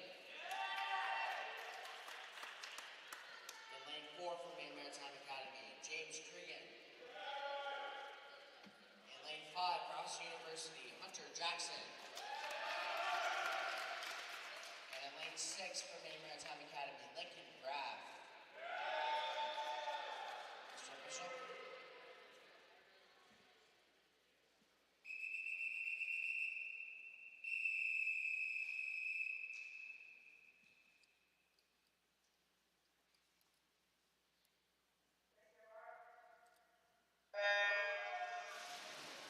Another 500 yards, 20 lengths of the pool coming up. First up is Cregan, followed by Gilliam, Jackson right there as well. Then Graff and Bean. They touch the wall dead even on the far side. Gilliam is definitely going to try and push this pace and maybe throw Cregan off of his. If they head into the wall, Cregan has the slight advantage, 27:59 to Gilliam's 27:82. Jackson rounds out the top three, 29:97, just under that 30-second mark. Who settles into this pace quickly as Cregan continuing to push it, now out in front by about half a body length over Gilliam, who has a great turn and reels it right back in. I think this is how this race is going to go. Cregan's going to get away a little bit on the swimming stretches, and Gilliam might get him on the turn, but I might eat my words here. They head dead even into the wall, 31:27 for Gilliam, 31:54 for Cregan. It looked like Gilliam had the slight advantage to that touch on the feet. Jackson goes 33:61. Gilliam was in front by .04 to the feet. And now that lead a little bit more visible on the far side. Cregan and Gilliam really going to push each other in this one, as they're still dead even to the feet. It's going to be Cregan this time, 32:34 for him, 32:45 for Gilliam. Jackson 34:36, 34:55 for Lincoln Graff behind him, 35:90 for Joshua Bean in lane 2. Gilliam has the slight advantage right now over Cregan. This is going back and forth. This dance we had in the 1,000 is going to be a much tighter dance in the 500. Cregan still with a slight advantage, 33:12 over Gilliam's 33:30. Jackson again in third will come in 34.02. Right behind him is Graff, 35.07. Jackson starting to settle into third place. Graff not letting him go anywhere though, and Bean behind him, 36.74.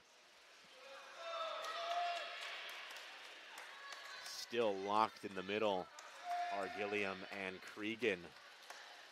Cregan still appears to have just a slight advantage. Really looks like Gilliam sitting back and waiting to make a move. 33.25 for Cregan, 33.35 for Gilliam. So just out in front by milliseconds is Cregan. Jackson about a body length now in front of Graff. Halfway mark has come and gone. Just past 3 minutes into this event now. The 300 mark for these two swimmers. Still Cregan with just a slight lead, but Gilliam picked up the pace. 33.71 for Cregan, 33.42 for Gilliam, as it's 33.11 or 3:11.55, 3:11.61 for Cregan and Gilliam respectively. Still locked together. Gilliam gets the feet first on the far wall.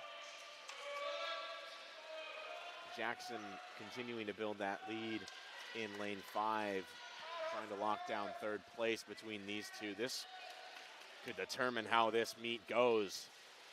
First place finish would be huge for the Eagles. Mariners need it just as much. 33.03 to 33.09 are Cregan and Gilliam. 3:44.58, 3:44.70. Just 12 100ths of a second separating. This is going to come down to whoever has more energy left in that tank in that final lap. It's going to be a fun one to watch coming down to it. Cregan has the length advantage on Gilliam, which could come into a factor. 32.48 for Cregan, 32.73 for Gilliam. Now approaching about a half a second difference between the two, with Gilliam behind. Jackson goes 33.66 and has locked down third place at the moment, with Graff behind him, 36.11. But Gilliam right back in it off of that great wall as they head into the final 50 yards. The bell sounds. Let's see what these splits are. 32.12 for Cregan, 31.89 for Gilliam. He's reeled it back in. 4:49.18 for Cregan, 4:49.32 for Gilliam. Cregan really turns it up and is worked out in front of Gilliam as they head into the final wall. Gilliam needs one good push to reel back Cregan. He does on that wall, but he might run out of yardage as Cregan has really turned it up this final 50. Gilliam does not have the gas to track him down, and Cregan wins the duel in the middle of the pool. 29.52 his final split. A final time of 5:18.70 for Gilliam, 5:21.66.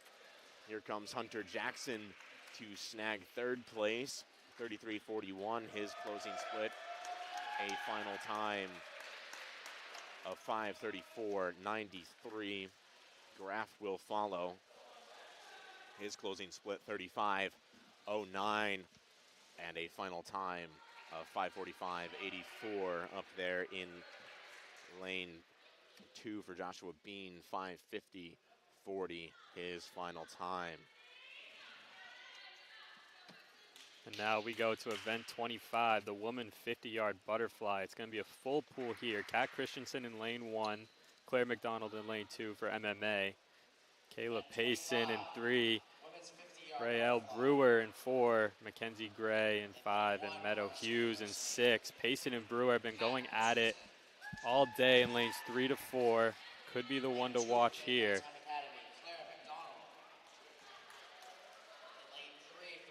The swimmers are getting ready. Payson's going to need a good start to get out in front of Brewer. That way she can build that advantage. Payson just so comfortable in first place. And a lot of times we see her when she falls into second, she's got to push that pace a little bit. And sometimes that ends up hurting her towards the end of the race. So again, just try to get out in front early, have a good start, put yourself in a spot to succeed. They're off. Payson looks to have the advantage early, about half a body length. She's going to turn first at the wall. Making the lead, but it's a good turn for Brewer. Brewer catching up now. Coming down to it. McDonald in lane 2. That's how it's going to be. Payson with a time of 29:01.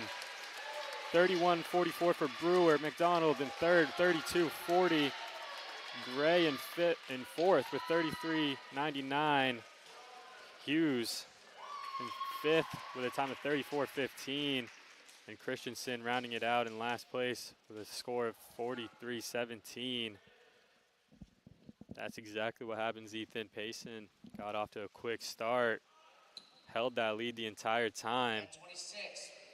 As we're going to go right back into it with a 50-yard butterfly for the men. Carusi in lane 1, Mayer in lane 2, Champlin in lane 3, Fernald in lane 4, Picer, who has looked really great today, and then in lane 5, and Gilpin in lane 6. Really going to come to the middle of the pool here, lanes 3, 4, 5. That's where we're going to keep an eye. Fernald has looked really quick today. Champlin very strong, can keep up with him. Pizer, again, has really surged forward this year and can give Champlin and Fernald a run for their money. Eagles could go 1-2 here. We're in our final 8 events, so Eagles, we don't know the scores at the moment, but they might have to start turning it on very quickly. They're off. Champlin's going to come up in first place. Nipping at his heels, Fernald and Meyer. But Champlin will get to the wall first.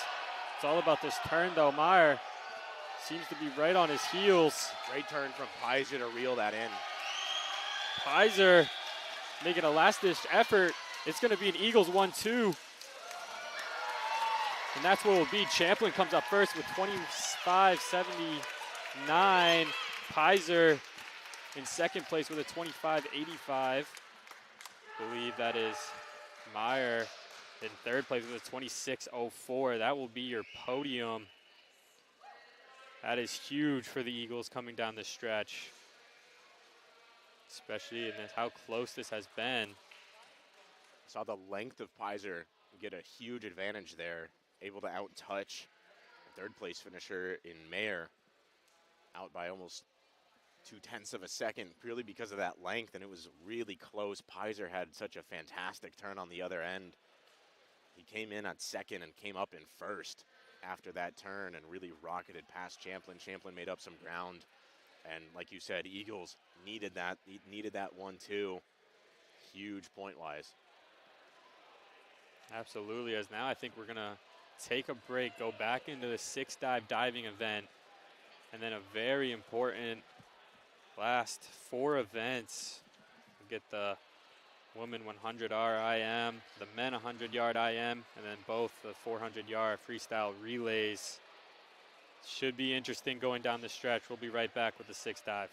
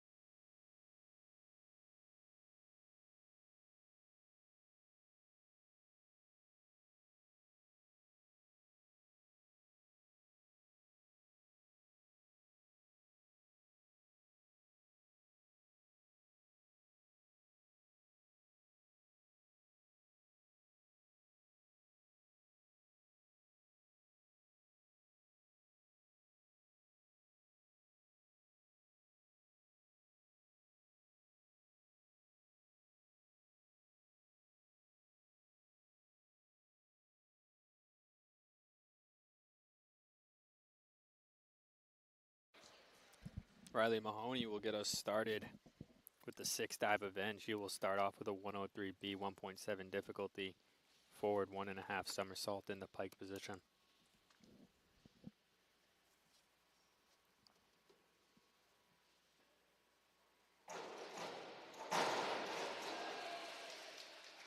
Judges scores a 7.5, a 6, 5.5, 6.5, and a 6.5. Natasha Kopech for Maine Maritime is up now, doing the same exact thing. 103B, 1.7 difficulty, forward 1.5 somersault in the pike position.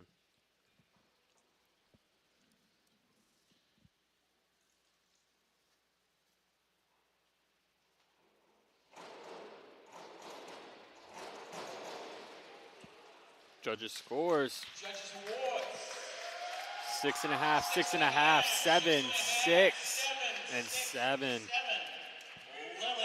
Great job by Kopech there. Lily Butler will step up now. She's going to do the same thing. 103B, 1.7 difficulty, forward 1.5 somersault in the pike position.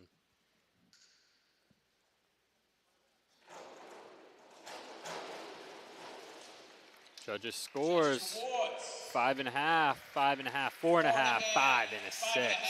6, 5.5, 5. Julia Brown is going to do a 101A, 1.4 difficulty, forward dive in the straight position.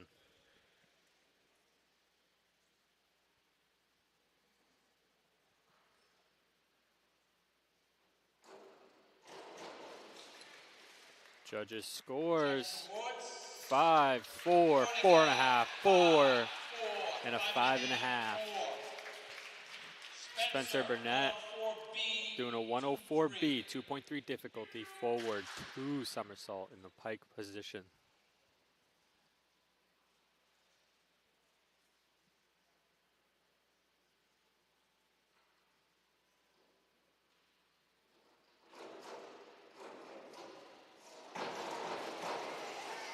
Judges scores.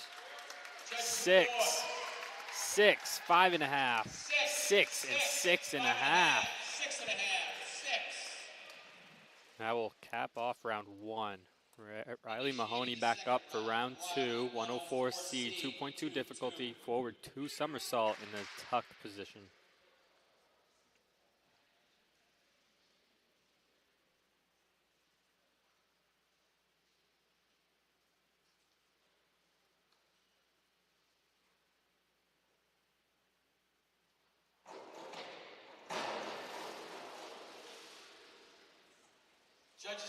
Judges scores 5.5, 6, 7, 6, and 4.5. Natasha Kopech for Maine Maritime. 202A, 1.7 difficulty, back 1 somersault in the straight position.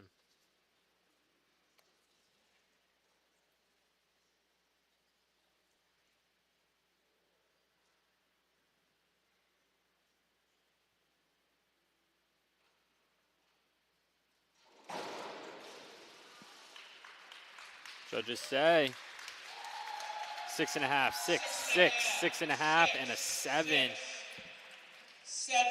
2 good dives there by Kopech. Lily Butler will be up now.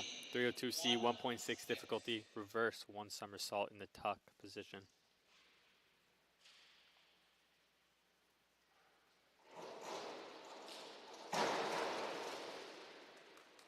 Judges say 5.5, 5.5, 5.5, 5, and 4.5. Julia Brown's up now. She's going to do a 51-21D, 1.7 difficulty, forward 1 somersault, half twist within the free position.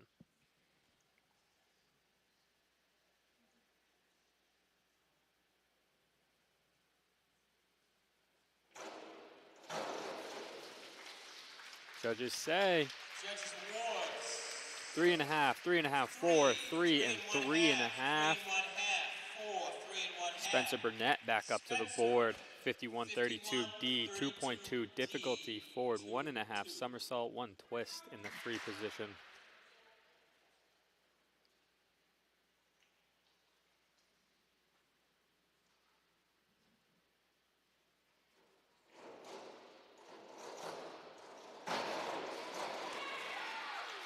Judges scores 6.5, 7, 6, 6.5, and a 6. Great way to end round 2.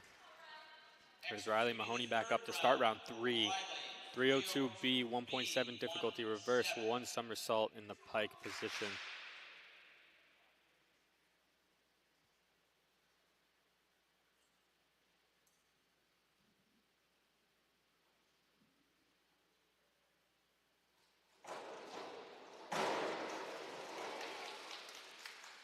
Judges say 6.5, 7, 6, 6.5, and 6.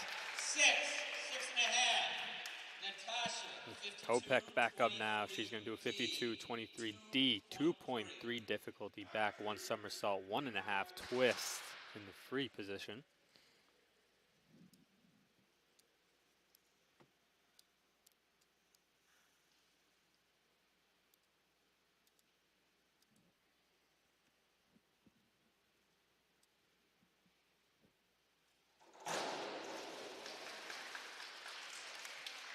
Judges say 5.5, 5.5, 5, 5, and 5.5.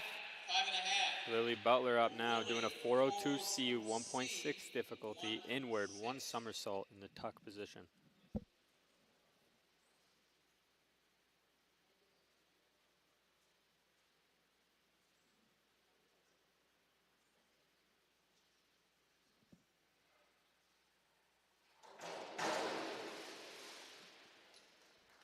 Judges 4, 4, 5, 4.5, and 5.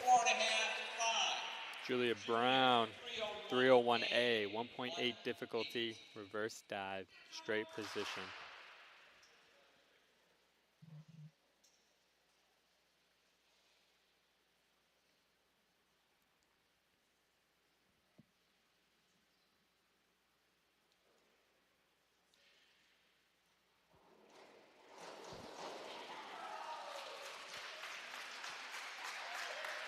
Judges say 5.5, 5.5, 5, 5.5, and 5.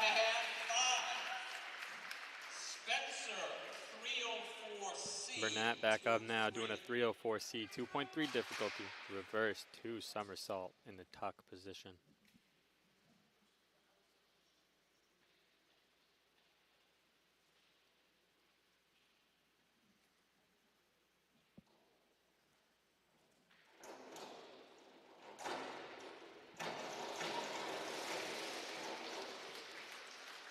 Judges say 3.5, 3.5, 4, 5, and a 5. 3.5, 3.5, 5. Riley Mahoney to start round 4.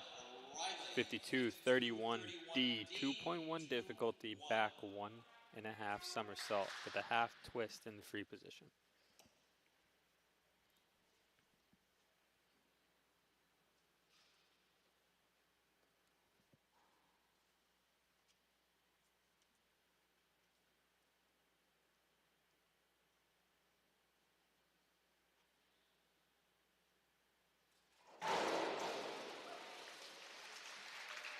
Judges say 6, 5, 5.5, 4.5, and 5. Kopech, upper Maine Maritime now, 52-24D, 2.3 difficulty, back 1 somersault with 2 twists in the free position.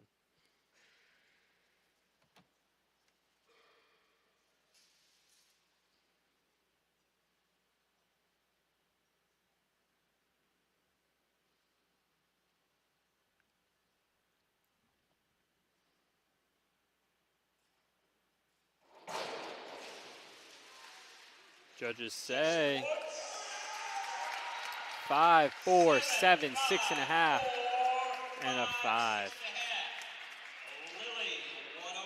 Lily Butler's up now, 102A, 1.6 difficulty, forward 1 somersault in the straight position.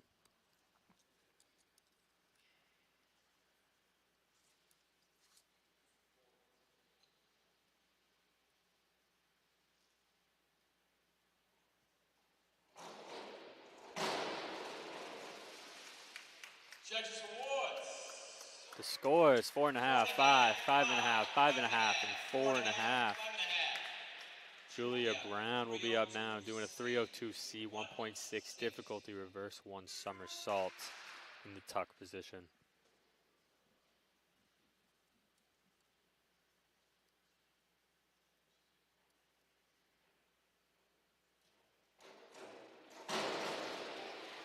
Judges awards. Judges say 3.5, 5, 4, 4.5, and 5. Spencer Burnett doing a 204B, 2.5 difficulty. Back to somersault in the pike position.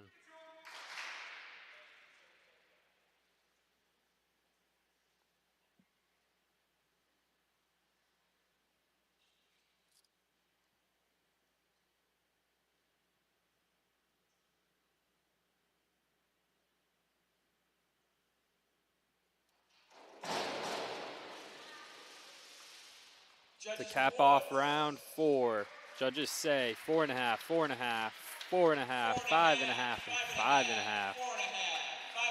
Riley Mahoney back up for her 5th dive, doing a 403C, 2.2 inward, 1.5 somersault in the tuck position.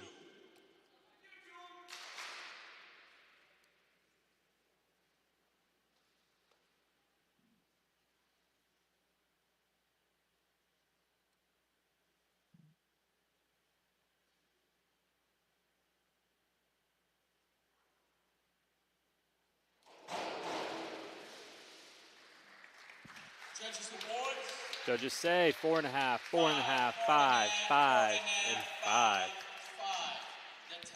Kopech back up now, doing a 402C, 1.6 difficulty, inward one somersault, tuck position.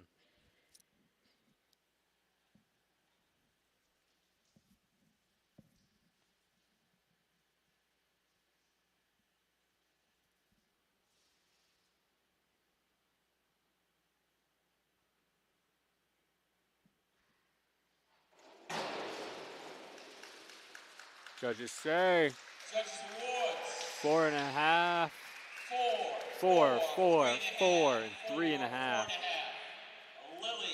Lily Butler up for her 4th dive, 51-21D, 1.7 difficulty, forward one somersault with half a twist in the free position.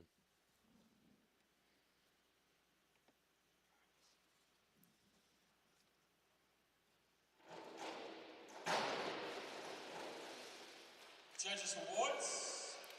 3.5, 5, 5, 3, 3.5. and a 4 given to Lily Butler on her 4th dive. Julia Brown's up now, doing her 201. Julia Brown is up now, doing a 201A, 1.7 difficulty back dive in the straight position. Some PA issues there.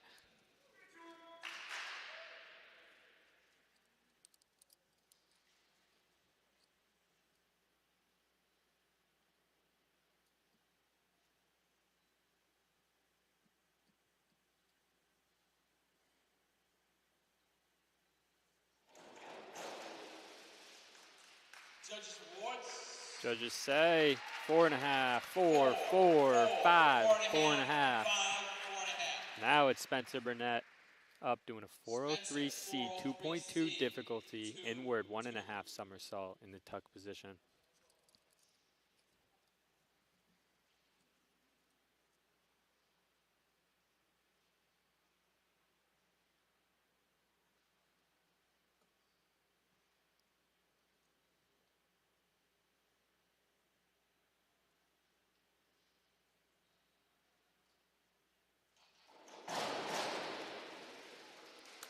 Judges say 5.5, 5, 5, 5.5, and 5.5. Cap off round 5. Mahoney back up now doing a 403C, 2.2 difficulty, inward 1.5. 203C, 2.0 difficulty, back 1.5 somersault in the tuck position.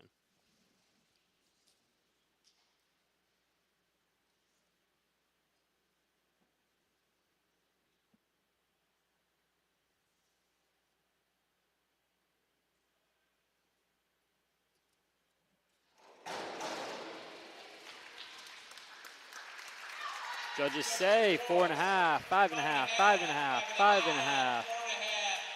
Waiting on the last one, 5.5. Kopech up now for her final dive, doing a 3-0 TC. 1.6 difficulty, reverse one somersault in the tuck position.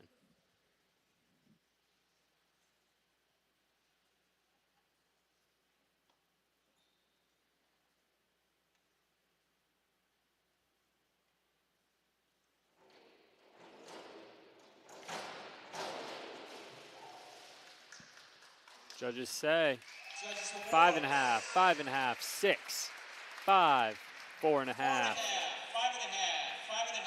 Lily Butler, 201A, 1.7 difficulty, back dive, straight position.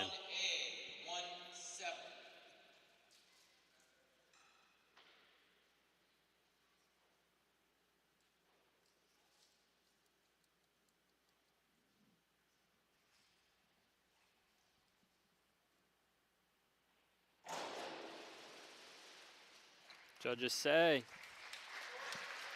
5.5, 4.5, 4.5, 6 and 5.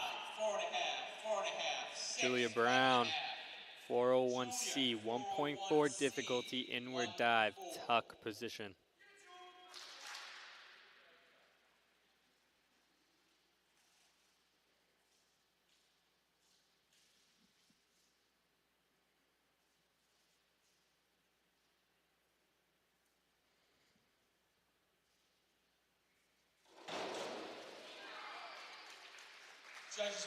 Judges say 3.5, 4.5, 4.5, 4.5, and 4.5 to finish it off. Spencer Burnett, 3-time diver of the week.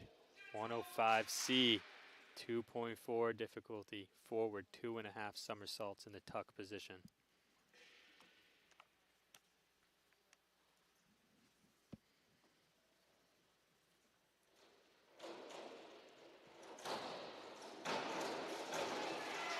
Judges say 6, 5.5, 6.5, 6, and 6.5. What a way to end it. Spencer Burnett. That will conclude the 6 dive event. We will be right back in about 5 minutes, bringing you the final 4 events.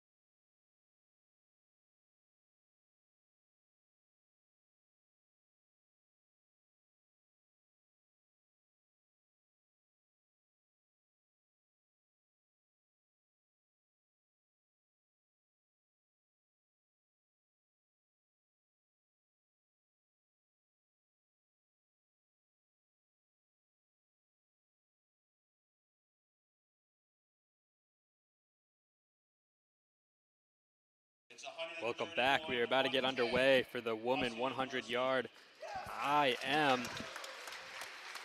We will have 5 racers go. Snyder for MMA in lane 2. Madden for Husson in lane 3. Zuko for MMA in lane 4. Rochello in lane 5 for Husson, and Kent in lane 6 for MMA. For a little score update, Husson men winning 131 to 110, and Husson women running away with it 145 to 113. Yeah, again, those top finishes that the Eagles have been able to stack up have really come into play. 21-point advantage heading into the final 2 events. That's really good, considering the Eagles have, on the men's side, they have 3 in the individual medley. So that's going to be great for them if they can stack up that finish in the podium. They only have 1 in the men's 400 freestyle relay, but if that places first, then the Eagles should take the victory today. Absolutely. And those 4 sophomores in that 400 freestyle were fast earlier today. As we are underway here, looks to me like Zuko has the lead. Madden is right there with her, though. Zuko in lane 4 gets to the wall first. Great off the wall by Madden, making it close. I think Madden's got the slight advantage now. Madden has the advantage now heading into the breaststroke crossover. That's where she really shined, is in breaststroke and freestyle. So the lead over Zukov is just going to get bigger. And that it is. Looks like she has a body length lead now. And now Rochello catching up to Zukov. Madden starting to run away with it a little bit. Let's see if Rochello can make a 1-2 finish here for the Eagles. Rochello also got to hold off Snyder up there in lane 2.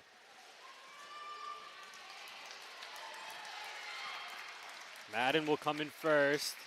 Zukov in second. Madden's time 109.62. Zukov with a time of 131.91. Rochello in third, 116.27. Snyder in fourth, 118.02. And then Kent will be 5th place, 126.24. Now we will head into the men's. Brown in lane 1 for Husson. Graff lane 2 for MMA. Brady Hand has had one heck of a day. Lane 3 for Husson. Saltsiak for lane 4 MMA. Therio in lane 5 for Husson. And Walls in lane 6 for MMA. Again, if the Eagles can put 2 on the podium here, it doesn't really matter. They need 2nd and 3rd, 1st and 3rd, 1st and 2nd. That's going to be huge with that point total. Again, that 21-point advantage is big. First place gets 12.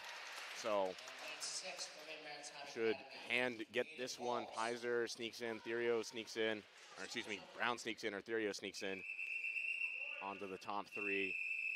Eagles set themselves up good. We have seen Therio do that, sneaking into those podium spots like last second, making those last lunges, working for them as they're away here. Looks like Hand will have the advantage. Moving quickly. Therio and Saltsiak kind of close together. You also got to look out for Graff for MMA in lane 2. He's right there with them. It's a close heat, but Brady Hand, body length in front now.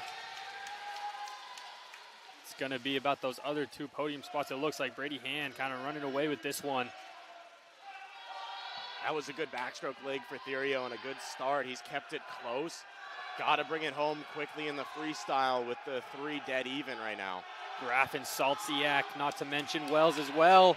All right there. This 2nd and 3rd podium spot's going to come down to the wire. Brady Hand running away with it.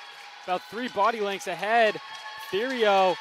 Good move. Good move. Great swim by Therio. Graff on the other end in pool. Therio is going to get the 1-2 finish with Brady Hand. Graff is going to finish 3rd with a 102.93. Brady Hand, 57.94 in the 1st place spot. Great swim from him. 1-2 finish for the Eagles.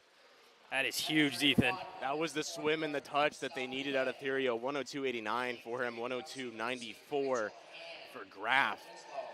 That's how you want to do it. And now that really sets you up. You have the big point advantage, even with Brown's finish in 6th. Definitely have that advantage. Now it is going to bring back quite a bit with MMA having those 3 spots. Eagles only having 1 in the 400 yards, but that first place, that 1-2 punch from Therio and Hand really extends that lead from the Eagles, and I believe it's 12 and 10 for first and second, so that's huge. Now we're going to get started with the woman 400-yard freestyle relay.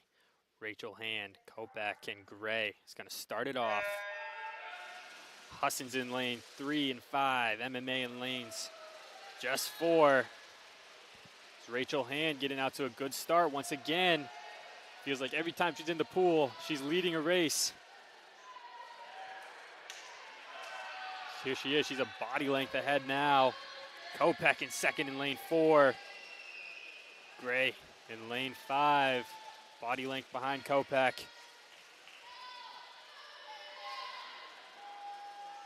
Rachel Hand dominating right now. 27.84 to start off for Hand. That's a great opening split in this 100.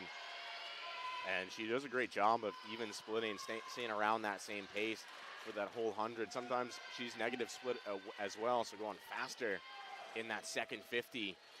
She's getting ready to hand off to Winslow. Winslow is in the pool. See if she can hold on to that lead that Hand gave it to her.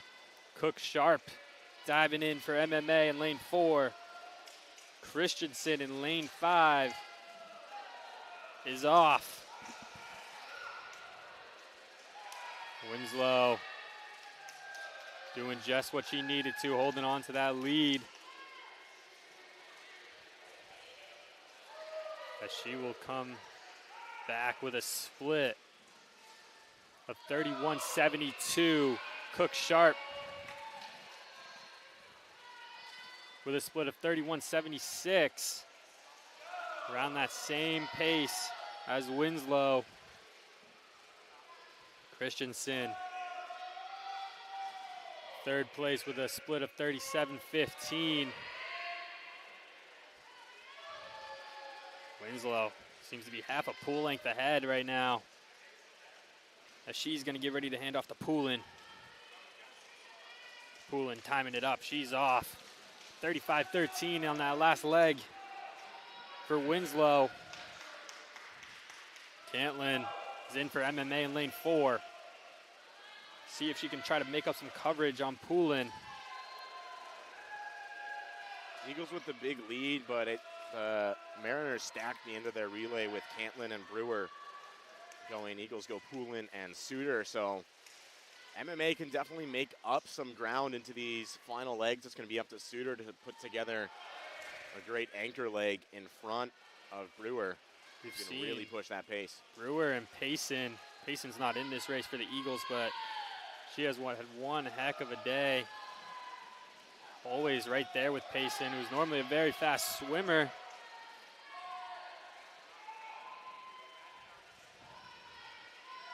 As Poulin in her last length now. Same with Cantlin. Poulin handing off to the graduate student Souter. She's off. The Eagles are going to try to close this out. And Brewer into the water. She's got about half of pool length to make up on Suter, and that great start really cuts into that. Suter's got to kick it up. Absolutely. Brewer is making up a lot of time right now. Closing that gap. Was once half a pool gap, is now only a body length and a half. Rochello in the water for Husson. Look at the difference in these splits. 27.45 for Brewer, 31.80 for Suter. What a comeback. Brewer making Souter work for it. It's going to come down to this last one.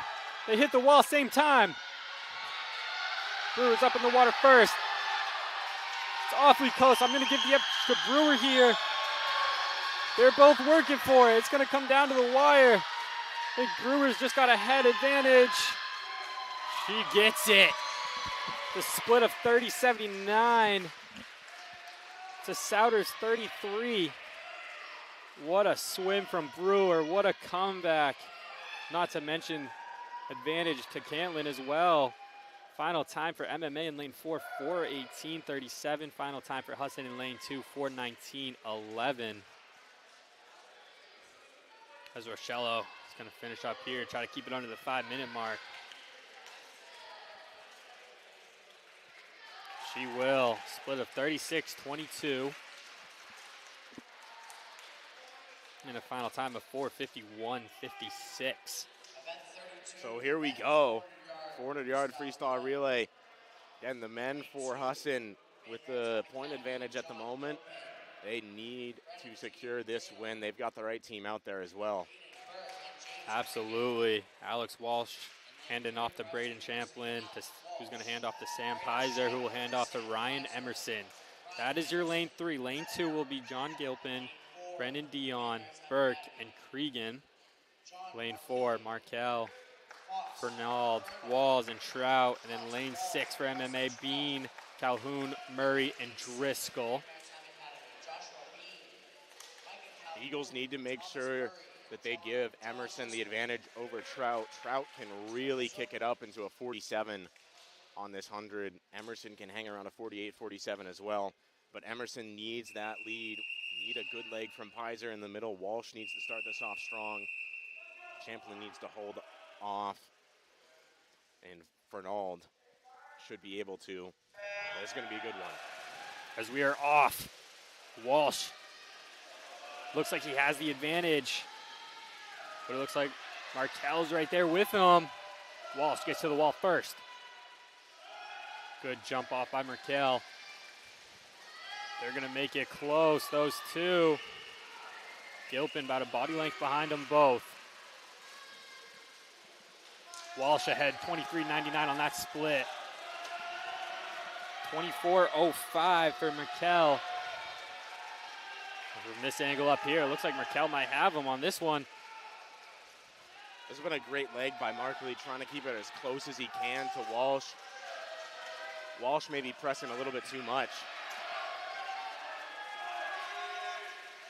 Off goes Champlin. Off goes Fernald.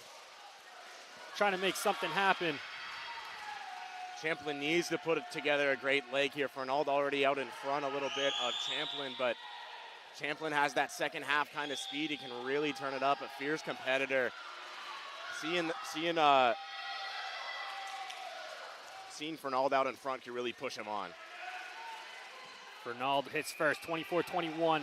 Champlin, 24-25. Very close. Lanes 3 and 4. Champlin kicked it up there. Just like you said, that second half speed from Champlin, that sixth gear, mighty important. Champlin looks like he's pulling away a little bit here.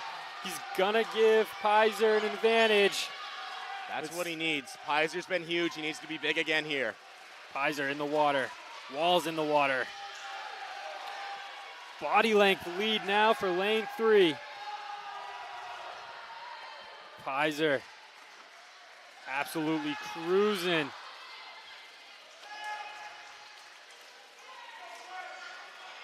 Pizer. Let's look at this split. It's going to be quick. 24-16. Wow. Walls goes 25-84. That's what they need. That's what the Eagles need right there. Great run by Pizer so far. Just building on that gap. Champlin left him just a little bit, and Pizer's running away with it. You cannot count Trout out, though. No matter what, you cannot count him out. Emerson needs to concentrate, swim like he can. He's got a good lead, almost half of a pool length now. Pizer does his job. Champlin does his. Now it's up to Emerson. Emerson in the water, the closer. Trout gonna try to catch him. Gonna have to make it quick. Seems to be half a pool advantage for Emerson. Emerson has lost some ground, needs to kick it up this second half. Trout can close really quickly. Emerson In his final lap, Trout trying to catch him now. He is making up a little bit of ground. 23:34 for Emerson, 22:77 for Trout. Not going to be enough. Emerson going to close it out. That first place finish was so important. We talked about it. What a leg by the sophomore relay team. Finishing off first place with a final time of 3:21.95. Lane 4 for MMA. Finishing it off with a 3:27.34. Lane 6 and 2 finishing up. Now lane 2, final time of 3:41.73. I believe we're in the last lap for John Driscoll. But my math is correct, I'm pretty sure. First place finish in relays is, I believe it's 48 points. It should be enough to get past this MMA team that beat them last year in the conference championship. What a run by the men. Stepping up in the second half of the relays and races. Again, that's Pizer coming up big in the latter half of the meet. Kept touching on it. Pizer has had a fantastic year so far, really showing a lot of growth and has really sped up quite a bit. And that leg right there from Pizer to get out in front of Walls. And take a look at these final scores. On the women's side, it's 163-31, 131. Husson University. Husson University women's come away with the first one. Side, it's 155-122. Husson University. The Husson men's take it. They sweep the day. Men's and women's beat MMA. That's a big meet. That's a big confidence booster for the men. You know, this has been back and forth battle between these two teams the last 3 or 4 years, really, between Maine Maritime and Husson. Husson getting the win my freshman year a few years ago in the first North Atlantic Conference Championships. Maine Maritime has gone back-to-back on the men's side. The women's side for Eagles have won 3 straight. So this year, it's going to be a really interesting championship. I believe it's going to be held in Castine. So both sides of the men for MMA and Husson, huge meet for the Eagles today, coming away with that win. This one definitely feels nice, but it's about what happens in the late stages of the year. We'll see if Husson can do this again later on when it matters most. I've been Caden Trenowith alongside Ethan Moss. We're signing off. Everybody have a great night.